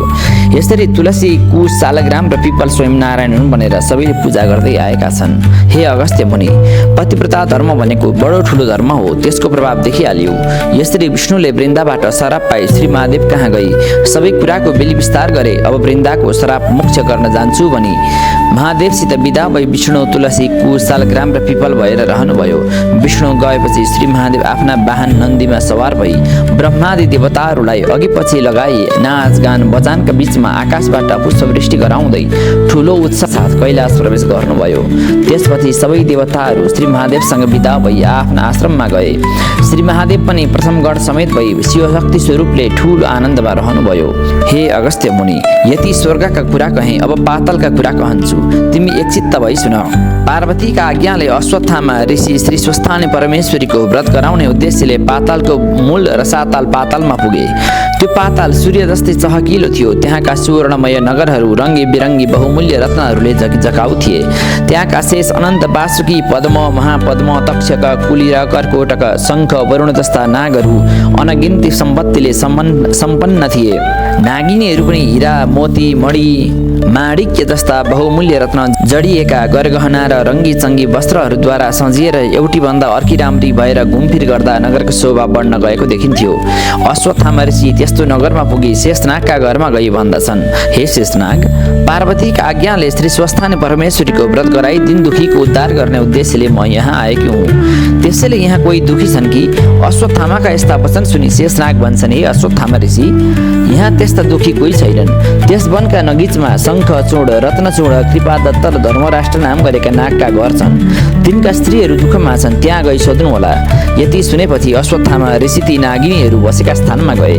शङ्खचूडकी स्त्री हिरावती, रत्नचूडकी स्त्री रत्नावती, कृपादत्तकी स्त्री पद्मावती र धातराष्ट्रकी स्त्री मृगावती, यिनै स्त्री पुरुषहरू परस्परमा प्रीतिले रहेका थिए। दुःख पाएर घरमा बस्न नसकी नागहरू परदेश जान बाध्य भए। नागिनीहरू दुखिनी हुँदा पनि धर्ममा रहेका थिए। नागहरू परदेश गएपछि नागिनीहरू अब के गरौँ, कता जाउँ भनी चारैवटी सल्लाह गरी घर छाडी वनमा बसी दुःखले दिन काट्न लागे। यस्ता तरहले 12 वर्ष बिते तैपनि ती नागिनी दम्पतिको भेट भएन। अश्वत्थामा ऋषिले यस्ता दुःखमा परेका नागिनीहरूलाई बोलाउँदै गए। नागिनीहरूले गुफादेखि निस्कि हेर्दा अश्वत्थामा ऋषिलाई देखि, हे ऋषिश्वर, आज हाम्रा घरमा के कामले पाल्नुभयो भनी सोधे। अश्वत्थामा भन्दछन्, हे नागिनी हो, पार्वतीका आज्ञाले जो दुखी छन्, जो दरिद्र छन्, जसका पति छैनन्, जसका पत्नी छैनन्, तिनलाई श्री स्वस्थानी परमेश्वरीको व्रत गराई उद्धार गर्न आएको हुँ। नगिनीहरूले यस्तो सुनि मनमा आनन्द माने, हे ऋषिश्वर, हामी दुखिनी पनि छौँ, पापिनी पनि छौँ, सम्पत्ति पनि घरमा छैनन्, सन्तान पनि छैनन्, तसर्थ त्यो व्रत गराउनुहोस् भने। त्यसपछि नागिनीहरूले नागहरू परदेश गएका र आफूहरूले नाना तरहका दुःख पाएको वृत्तान्त सुनाउँदै ऋषिलाई आदर सत्कारका साथ आसनमा बसाले। अनि अश्वत्थामा भन्दछन्, हे नागिनी हो, एकचित्त भई सुन। सत्ययुगमा हिमालय पर्वतकी पुत्री पार्वतीले श्री महादेव स्वामी पाऊँ भनी गरेको श्री स्वस्थानी परमेश्वरीको व्रतविधि बताउँछु। पौष शुक्ल पूर्णिमाका दिन हात गोडाका नङ काटी स्नान गरी शुद्ध भई एक भक्त रही एकचित्त गरी मेरो फलानुकामना सिद्ध होस् भनी महिना दिनसम्म मध्याह्न कालमा श्री महादेवको पूजा गर्नु, श्री स्वस्थानी परमेश्वरीको कथा सुन्नु। महिना दिन पुगेपछि माघ शुक्ल पूर्णिमाका दिन 108 रोटी, 108 अक्षता, 108 बेली पुष्प, 108 कुडका सुपारी, 108 पान, जात जातका फूल र अरू सगुन तयार गरी आरसीमा ओमकार लेखी गङ्गाजलले स्नान गराउनु। श्रीखण्ड रक्तचन्दन सिन्दुर फलफुल र वस्त्र पहिराउनु, धूप दीप नैवेद्य वस्त्र कस्तुरी र भेटी चढाउनु, श्री स्वस्थान परमेश्वरीको पूजा गर्नु, अर्घ्य दिनु, जप ध्यान गर्नु, स्तोत्र पाठ गर्नु। अनि प्रसादजीकी 108 मध्येबाट 8 रोटी, 8 अक्षता, 8 बेली पुष्प, 8 जोर जनै, 8 पान, 8 कुडका सुपारी र सगुन समेत आफ्ना पतिलाई दिनु। पति नभए छोरालाई दिनु, छोरा नभए मित छोरालाई दिनु र मित छोरा पनि नभए जुन कामनाले व्रत गरेको हो मेरो सो कामना सिद्ध होस् भनी गङ्गामा लगी बगाउनु। 100 रोटी आफूले फलाहार गर्नु, रातभर जागराम गरी उनी परमेश्वरीको महिमा सुन्नु सुनाउनु। श्री स्वस्थान परमेश्वरीको व्रतका प्रभावले तिमीहरूको दुःख नाश हुनेछ, नागहरू पनि आइपुग्नेछन्, तिमीहरूको इच्छा सिद्धि होला, यसमा अन्यथा नमान। यसरी अश्वत्थामाले भनेपछि नागिनीहरू बहुतै खुसी हुँदै भन्न लागे, हामी स्त्री जातिलाई त्यस्तो ज्ञान कहाँ होला, तपाईँ नै बसी त्यो व्रत गराई हामी अभागिनीहरूको उद्धार गरिजानु होला। नागिनीहरूले यति भन्दै अश्वत्थामा ऋषिलाई आफ्ना घरमा लगे श्रद्धापूर्वक भोजन गराई घरमा नै बसाली राखे। तहाँ पछि पौष शुक्ल पूर्णिमाको दिन आयो। अश्वत्थामाले विधिपूर्वक श्री स्वस्थानी परमेश्वरीको व्रत आरम्भ गराए। महिना दिन पुग्यो र माघ शुक्ल पूर्णिमाका दिन सबै सामग्री तयार गराई श्री स्वस्थानी परमेश्वरीको पूजा गराइसकी ऋषिले, हे नागिनी हो, अब अर्घ्य दिई ध्यान जप र स्तोत्र पाठ गर भने।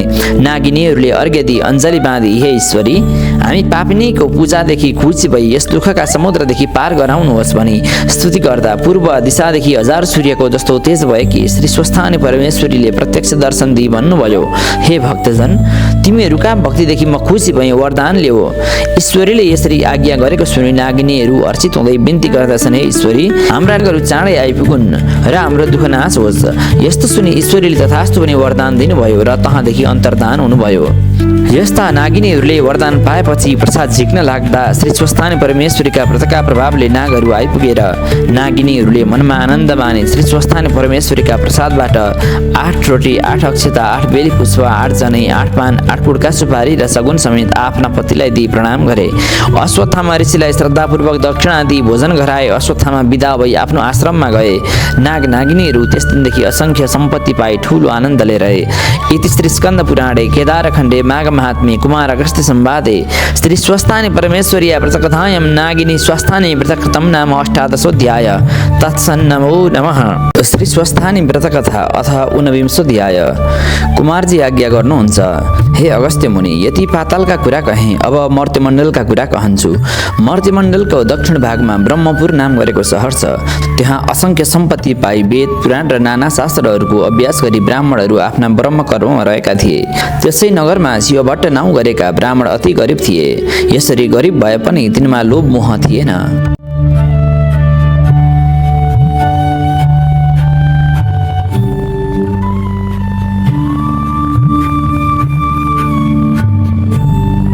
उनी आफ्नो कर्म छोड्दैनथे र झुटो बोल्दैनथे। तिनकी सती नाउँ गरेकी ब्राह्मणी थिइन्। ती दुवै स्त्री पुरुष बहुतै मिलेर बसेका थिए।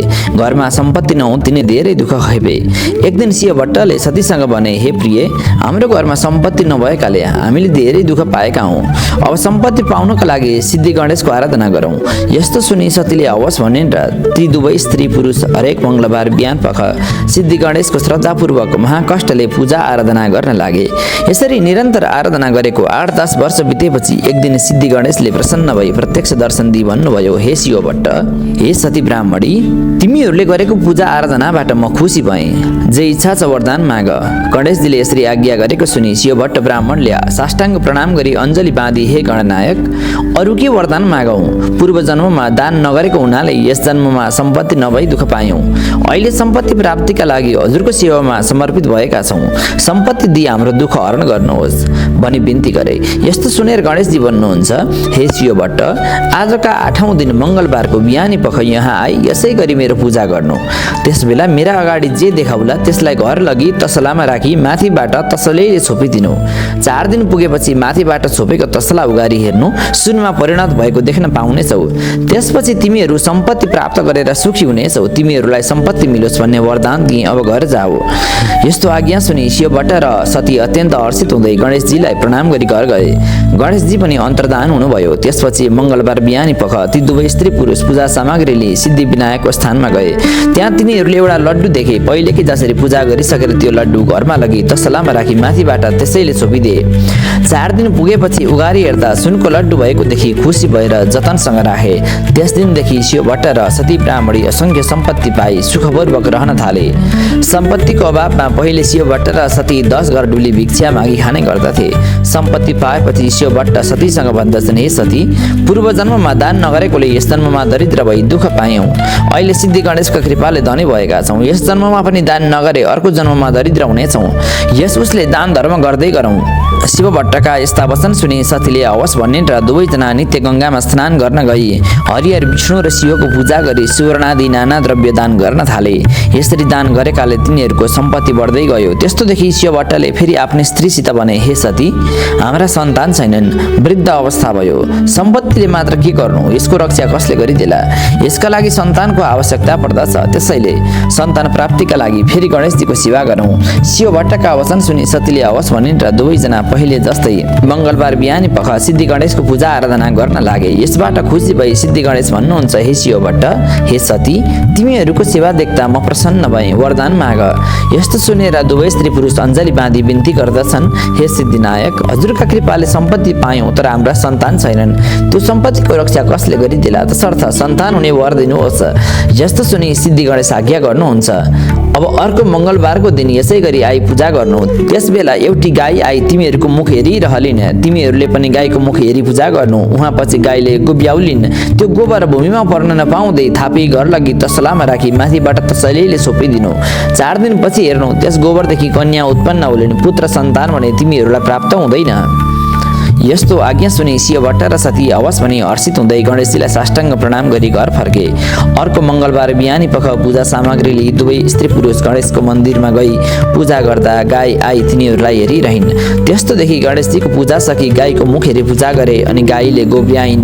त्यो गोबर भूमिमा पर्न नपाउँदै शिव भट्टले हातमा थापे। त्यसपछि दुवै स्त्री पुरुषले गणेशजीलाई प्रदक्षिणा गरी गोबर घरमा लगी तसलामा राखी माथिबाट तसैले छोपिदिए। 4 दिनपछि तसला उघारी हेर्दा त्यस गोबरदेखि कन्या उत्पन्न भइरहेकी देखे। कस्ती कन्या भने मध्याह्नकालका सूर्यको जस्तो तेज भएकी, गरुडको जस्तो केश भएकी, मृगका जस्ता आँखा भएकी, पूर्णिमाका चन्द्रमा जस्तो मुहार भएकी, बासुकी नाग जस्ता हात भएकी, सिंहको जस्तो कम्मर भएकी, सावित्रीका जस्ता पैताला भएकी र लक्ष्मीको जस्तो शरीर भएकी यस्ती परम सुन्दरी कन्या उत्पन्न भएकी देख्दा तिनलाई तसलाबाट झिकी राम्ररी स्याहार सुसार गरेर राखे।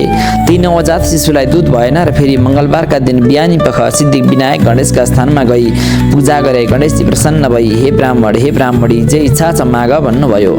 शिव भट्टले, हे गणेशजी, हजुरका कृपाले पुत्री प्राप्त भयो तर तिनलाई खुवाउने दुध भएन, यही बिन्ती गर्न आएको हुँ। शिव भट्टका कुरा सुनि त्यस शिशुलाई दुध दिए भनी गणेशजी अन्तर्ध्यान हुनुभयो। त्यसपछि घर गएर सतीले आफ्ना स्तन निचोरी हेर्दा दुध आयो र शिशुलाई स्तनपान गराइन्। पुत्री प्राप्तपछि शिव भट्ट दम्पति निकै खुसी थिए। सीता उत्पन्न हुँदा राजा जनकलाई भए जस्तै आनन्दको अनुभूति शिव भट्ट र सतीलाई पनि भयो। तिनीहरूले ब्राह्मणहरूलाई डाकी आफ्ना मर्यादाले निवारण गराए। ब्राह्मणहरूले, हे शिव भट्ट, गाईका गोबरदेखि उत्पन्न भएकी हुनाले यस शिशुको नाम गोमया अर्थात् गोमा भयो। यिनी भाग्यमान हुने छिन् र यिनलाई सबै लोकले मान्ने छिन् भने। शिव भट्टले ब्राह्मणहरूलाई श्रद्धापूर्वक दक्षिणा दिई भोजन गराई विदा गरे। शुक्ल पक्षका चन्द्रमा झैँ गोमा दिनदिनै बढ्दै 5 वर्षकी भइन्।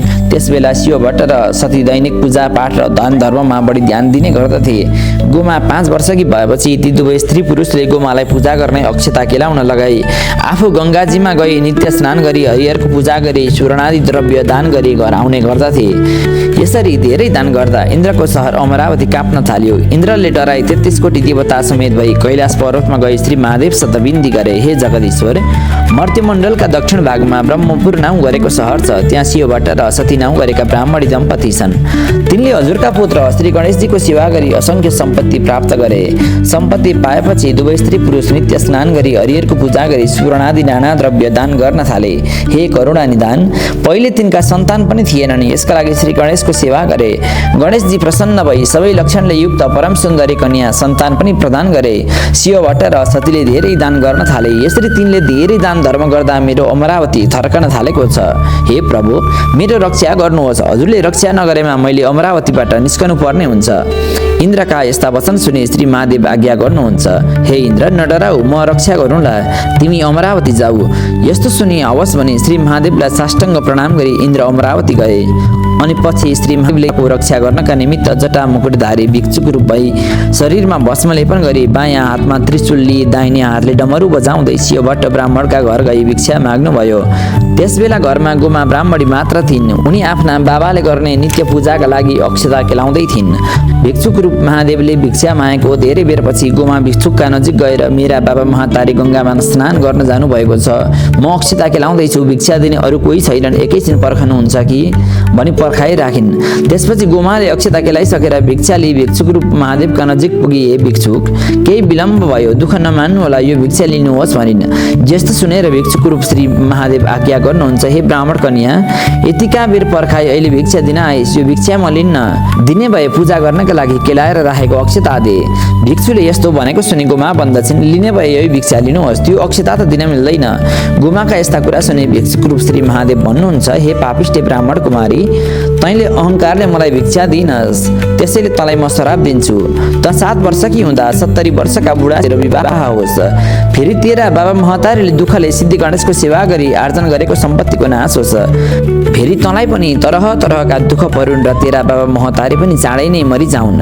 मैले तँलाई यति 4वटा श्राप दिएँ। यसरी गोमालाई श्राप दिए। तिनले दिएको भिक्षा नलिई भिक्षुक रूप महादेव बाहिर आएर उहाँदेखि अन्तर्धान भई कैलाश पर्वतमा जानुभयो।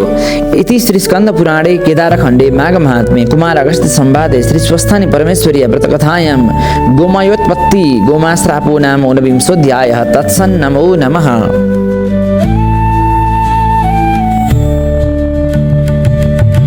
अथ श्री स्वस्थानी व्रतकथा अथ विंशोऽध्याय।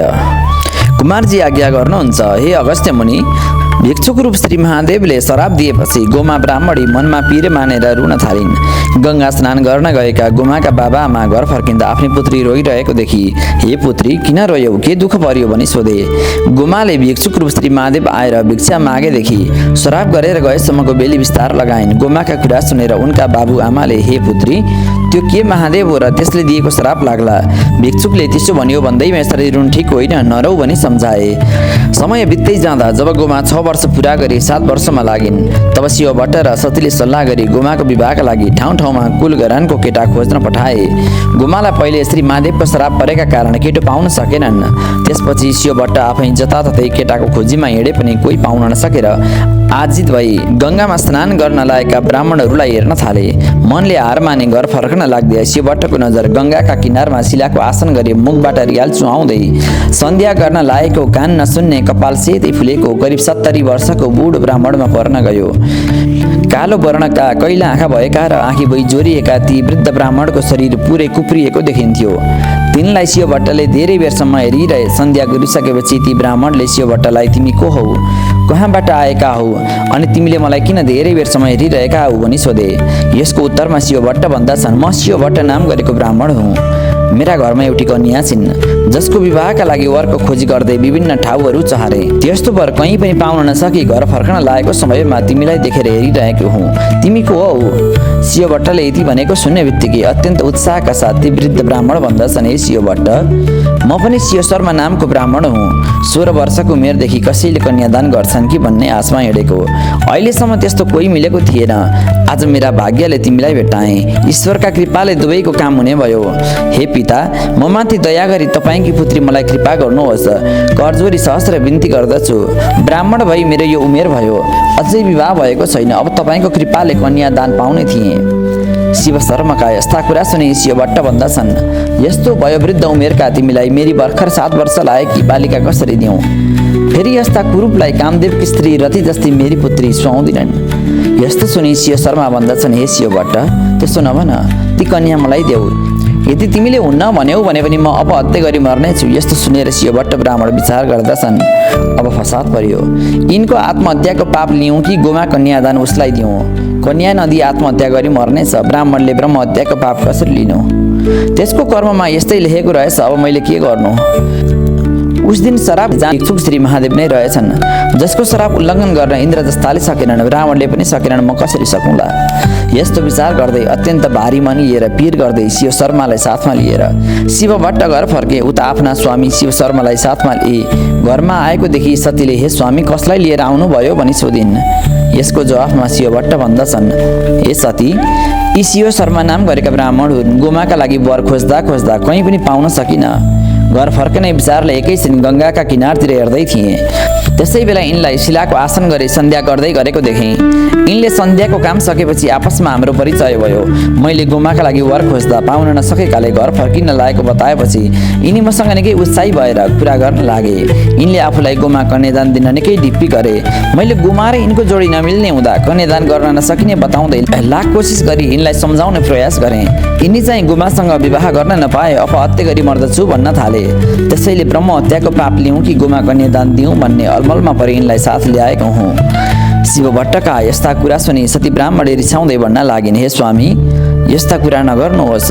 यो कुप्रो, बहिरो, डेरो, कैला आँखा भएको, कपाल सेतै फुलेको, दारा निस्केको, मुखबाट रियाल चुहाउने, देख्दैमा पनि अनुहार नपरेको यस्तालाई हाम्री परम सुन्दरी कन्या कसरी विवाह गरिदिनु। हाम्री पुत्रीको रूप रङ हेर्नुहोस्, चन्द्रमाको जस्तो मुहार भएकी, मत्ता हात्तीको सुँड जस्तो हातगोडा भएकी, सिंहको जस्तो कम्मर भएकी, सावित्रीका जस्ता पैताला भएकी, महालक्ष्मीको जस्तो शरीर भएकी, मध्याह्न कालका सूर्यको जस्तो तेज भएकी, राजहंसको जस्तो हिँडाइ भएकी, कोइलीको जस्तो सुमधुर स्वर भएकी, यस्तै रूपले बलेकी र सिलमा ढलेकी कन्या त्यस्तालाई दिन सुहाउँछ। अर्काले कन्यादान दिएनन् भनेर आत्महत्या गर्नेको पाप हामीलाई लाग्छ र? हे स्वामी, तपाईँ त्यस कुरामा सन्देह नगर्नुहोस्। आत्महत्या गर्दछ भने गरोस्, त्यसको पाप म कपालमा थापी लिउँला। त्यस्तो कुरूप बुढोलाई त म 100वटा ब्रह्म हत्याको पाप लागे पनि मेरी छोरी दिने छैन। यस पृथ्वीमा अरू कोही ब्राह्मण छैनन् र हे स्वामी, हजुरले नसके म आफै खोजी ल्याउँला। सती ब्राह्मणीले आफ्ना पति शिव भट्टलाई भनेका सबै कुरा सुनेपछि शिव शर्मा सतीलाई सम्झाउँदै भन्दछन्, हे माता सती, संसारमा बुढा पनि छन्, नराम्रा पनि छन्, कसैका छोराछोरी छैनन्, कसैका धेरै छोराछोरी छन्। फेरि पति पत्नी मध्ये कसैको पतिभन्दा पत्नीको उमेर बढी छ भने कसैको पतिको उमेर बढी छ। फेरि कसैका पति छैनन्, कसैका पत्नी छैनन्, कोही धनी छन्, कोही गरिब छन्। कुमालेको चक्र चाहिँ घुम्दै गरेको यो संसारमा बुढोको हुँदैन र मर्नु कसलाई पर्दैन र? यस हेतुले ती कन्या मलाई देऊ, नत्र तिमीहरू दुवै स्त्री पुरुषलाई श्राप गरी प्राण त्याग गर्नेछु। यति भन्दै शिव शर्मा आफ्नो प्राण वायु ब्रह्माण्डमा पुर्याई मर्न तयार भए। तब शिव भट्ट ब्राह्मण लौ वित्यास पर्न आँट्यो भनी डराई भन्दछन्, हे शिव शर्मा, त्यसो नगर, मेरी पुत्री तिमीलाई दिन्छु। यति भन्दै शिव शर्माको गोडा धोई माथि डाकी लगी। सतीले नमान्दा शिव भट्ट बजाउन लागे, हे सती, ती उस दिन गोमालाई श्राप दिइजाने भिक्षुक श्री महादेव नै रहेछन्। अब 33 कोटी देवता हाम्रा सहाय भई आए पनि उनको श्राप टार्न सकिँदैन। दैवले यस्तै परिहाल्यो, गोमा यिनीलाई कन्यादान गरिदिउँ। अब एकोहरू ढिपी नगर, विवाहका लागि सामग्री तयार गर। अब सती ब्राह्मणी मनमा साह्रै पिर गरी रुँदै भन्न लागिन्, अहो आश्चर्य, कस्तो अचम्मको कुरा! वयोवृद्ध र बालिकाको विवाह भएको देख्नु पर्ने भयो, आफैले बिहोर्नु पनि पर्ने भयो। निष्ठुर विधाताले हाम्री पुत्रीका निधारमा कस्तो लेखिदिएको रहेछ। न्वारण गर्दा यी बालिका भाग्यमानी हुनेछिन्, यिनलाई सबै लोकले मान्नेछन् भन्दथे, त्यो पनि झुटो रहेछ। हामीले नगर्ने काम त केही गरेका थिएनौँ, के पापले यस्तो भयो? मेरी छोरीलाई श्राप दिने श्री महादेव नै रहेछन्, यस्तै बालिकालाई किन श्राप दिएका होलान्? सती ब्राह्मणी यति भन्दै निकै बेर रोइरहन्। तब शिव भट्ट ब्राह्मण भन्दछन्, हे सती, नरौ, दैवले जस्तो गर्यो त्यस्तै नबेरी सुखै हुँदैन। अब शिव शर्मा ब्राह्मणलाई खाना पिउन दिई सुत्ने ठाउँ खटाइदेऊ, पिर नगर। यस्तो सुनेर सतीले नाना तरहका परिकार तयार गरी शिव शर्मालाई खाना पिउन दिई सुत्ने कोठाको व्यवस्था गरिदिन्। शिव शर्मा सुत्न गएपछि सतीले आफ्नै छोरी गोमालाई डाकी, हे नानी, ती वृद्ध ब्राह्मणसँग तिम्रो विवाह हुँदैछ। उस दिन तिमीलाई श्राप दिने श्री महादेव नै रहेछन्। तिमीलाई त्यो श्राप लाग्यो, हामीलाई दोष नदेऊ। तिमी पनि सुर्ता नगर, तिम्रा कर्मले यस्तै परि ल्यायो, त्यसलाई टार्न कोही पनि समर्थ छैन भनी सतीले आँखादेखि आँसु खसाली गोमालाई बडो प्रीतिले काखमा लिइन्।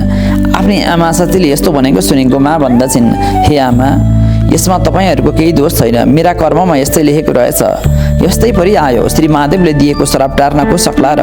मैले अहङ्कार गरे भिक्षुक रूप श्री महादेव अनादर गरेकी थिएँ, त्यसको फल अहिले पाएँ। जुन मनुष्यले भिक्षा माग्न आएका भिक्षुकलाई त्यसै फर्काउला, त्यसलाई अवश्य यस्तै आपत पर्ला। जसले भिक्षुकलाई सन्तुष्ट गरी पठाउला, त्यसले यो लोक र परलोक दुवै सपार्ला। हे आमा, पिर नमान्नुहोस्। बुढा भए पनि, खोरन्डा भए पनि, दरिद्र भए पनि, रोगी भए पनि, पापी भए पनि मलाई दैवले परि ल्यायो। श्री रामचन्द्र जस्तालाई पनि दैव लागेर वनवास जानु पर्यो। फेरि वनमा पनि दैव लागेर रावणले सीतालाई हरेर लग्यो। श्री महादेव जस्तालाई पनि दैव लागेर कालाकुट विषकण्ठमा राखी नीलकण्ठ भएर रहनु पर्यो। युधिष्ठिर जस्ता धर्मात्मा राजालाई पनि दैव लागेर जुवामा राज्य हारी पाँचै भाइले वनवास र गुप्तवासको सजाय भोग्नु पर्यो। फेरि रजस्वला भएकी द्रौपदीलाई पनि दैव लागेर दुर्योधनका सभामा दुशासनले चिरहरण गरेको सहनु पर्यो। महाराज बलि जस्ता महादानीलाई पनि दैव लागेर पातालमा बस्नु पर्यो। फेरि भगवान कृष्णको जस्तो माया कसको थियो, तिनलाई पनि दैव लागेर आफ्नै अगाडि आफ्ना नाति अनिरुद्धलाई बाणासुरले बाँधेको र 56 कोटी यदुवंशीको नाश भएको देख्नु पर्यो। फेरि सारा संसारका सृष्टिकर्ता ब्रह्माजीलाई पनि दैव लागेर आफ्नो शिर कटाउनु पर्यो। देवराज इन्द्रलाई पनि दैव लागेर आफ्नो राज्य छाडी भाग्नु पर्यो। हे आमा, दैवको गति उल्लङ्घन गर्न कोही पनि सक्दैन। पूर्व जन्ममा आफूले गरिआएको कर्मको फल भोग्नै पर्छ। एउटा घडाली जतिसुकै ठुलो समुद्रमा डुबाए पनि त्यस घडाभरि मात्र जल प्राप्त हुन्छ। त्यसैले आफ्ना ललाटमा जे जस्तो लेखिएको छ त्यस्तै हुन्छ। अब पिर नमान्नुहोला, तपाईँहरूले दिएका ठाउँमा म खुसी साथ जान्छु। गोमा ब्राह्मणीले यस्ता ज्ञान गुणका कुरा गरेको सुने सती ज्यादै खुसी भइन्। सती भन्दा छिन्, हे नानी, तिमी धन्य रहेछौ। बाल्य पनि यस्ता गत लाग्दा कुरा गर्ने भनिन्। यस्ता तरहले रातभर आमा छोरी दुवैजना गुनगुन कुरा गरिरहे। भोलिपल्ट बिहान शिव भट्टले नाउँलाई डाकी शिव शर्माको कपाल खौरन र गोडाका नङ काट्न लगाए। शिव शर्मालाई मन परेको खाना लाउन दिएर सुख सयलमा राखे। यसरी भने जस्तो खाना लाउन पाएपछि शिव शर्मा पनि हृष्टपुष्ट हुँदै गए। पछि शिव भट्टले विवाहको शुभलग्न ठहरियाई कन्यादानका सामग्री तयार गरी धुमधामका साथ मङ्गल यात्रा गराई। आफ्ना मर्यादाले गोमालाई हिरा मोती मणिमाणिक आदि रत्नहरू जडित वस्त्र अलङ्कार पहिर्याई शिव शर्मालाई कन्यादान गरिदिए। गोमा ब्राह्मणीले शिव शर्माका गलामा फुलको माला लगाई प्रदक्षिणा गरिन्। कन्यादानको कार्यक्रम सम्पन्न गरेपछि शिव भट्टले ब्राह्मणहरूलाई श्रद्धापूर्वक भोजन गराए, दक्षिणा दिई विदा गरे। गोमा पनि शिव शर्मालाई बहुत प्रीतिले सेवा गर्न थालिन्। इति श्री स्कन्द पुराणे केदारखण्डे माघ महात्म्ये कुमार अगस्त्य संवादे श्री स्वस्थानी परमेश्वरीय व्रतकथायां गोमा विवाहो नाम 20 अध्यायः। तत्सन्नमो नमः।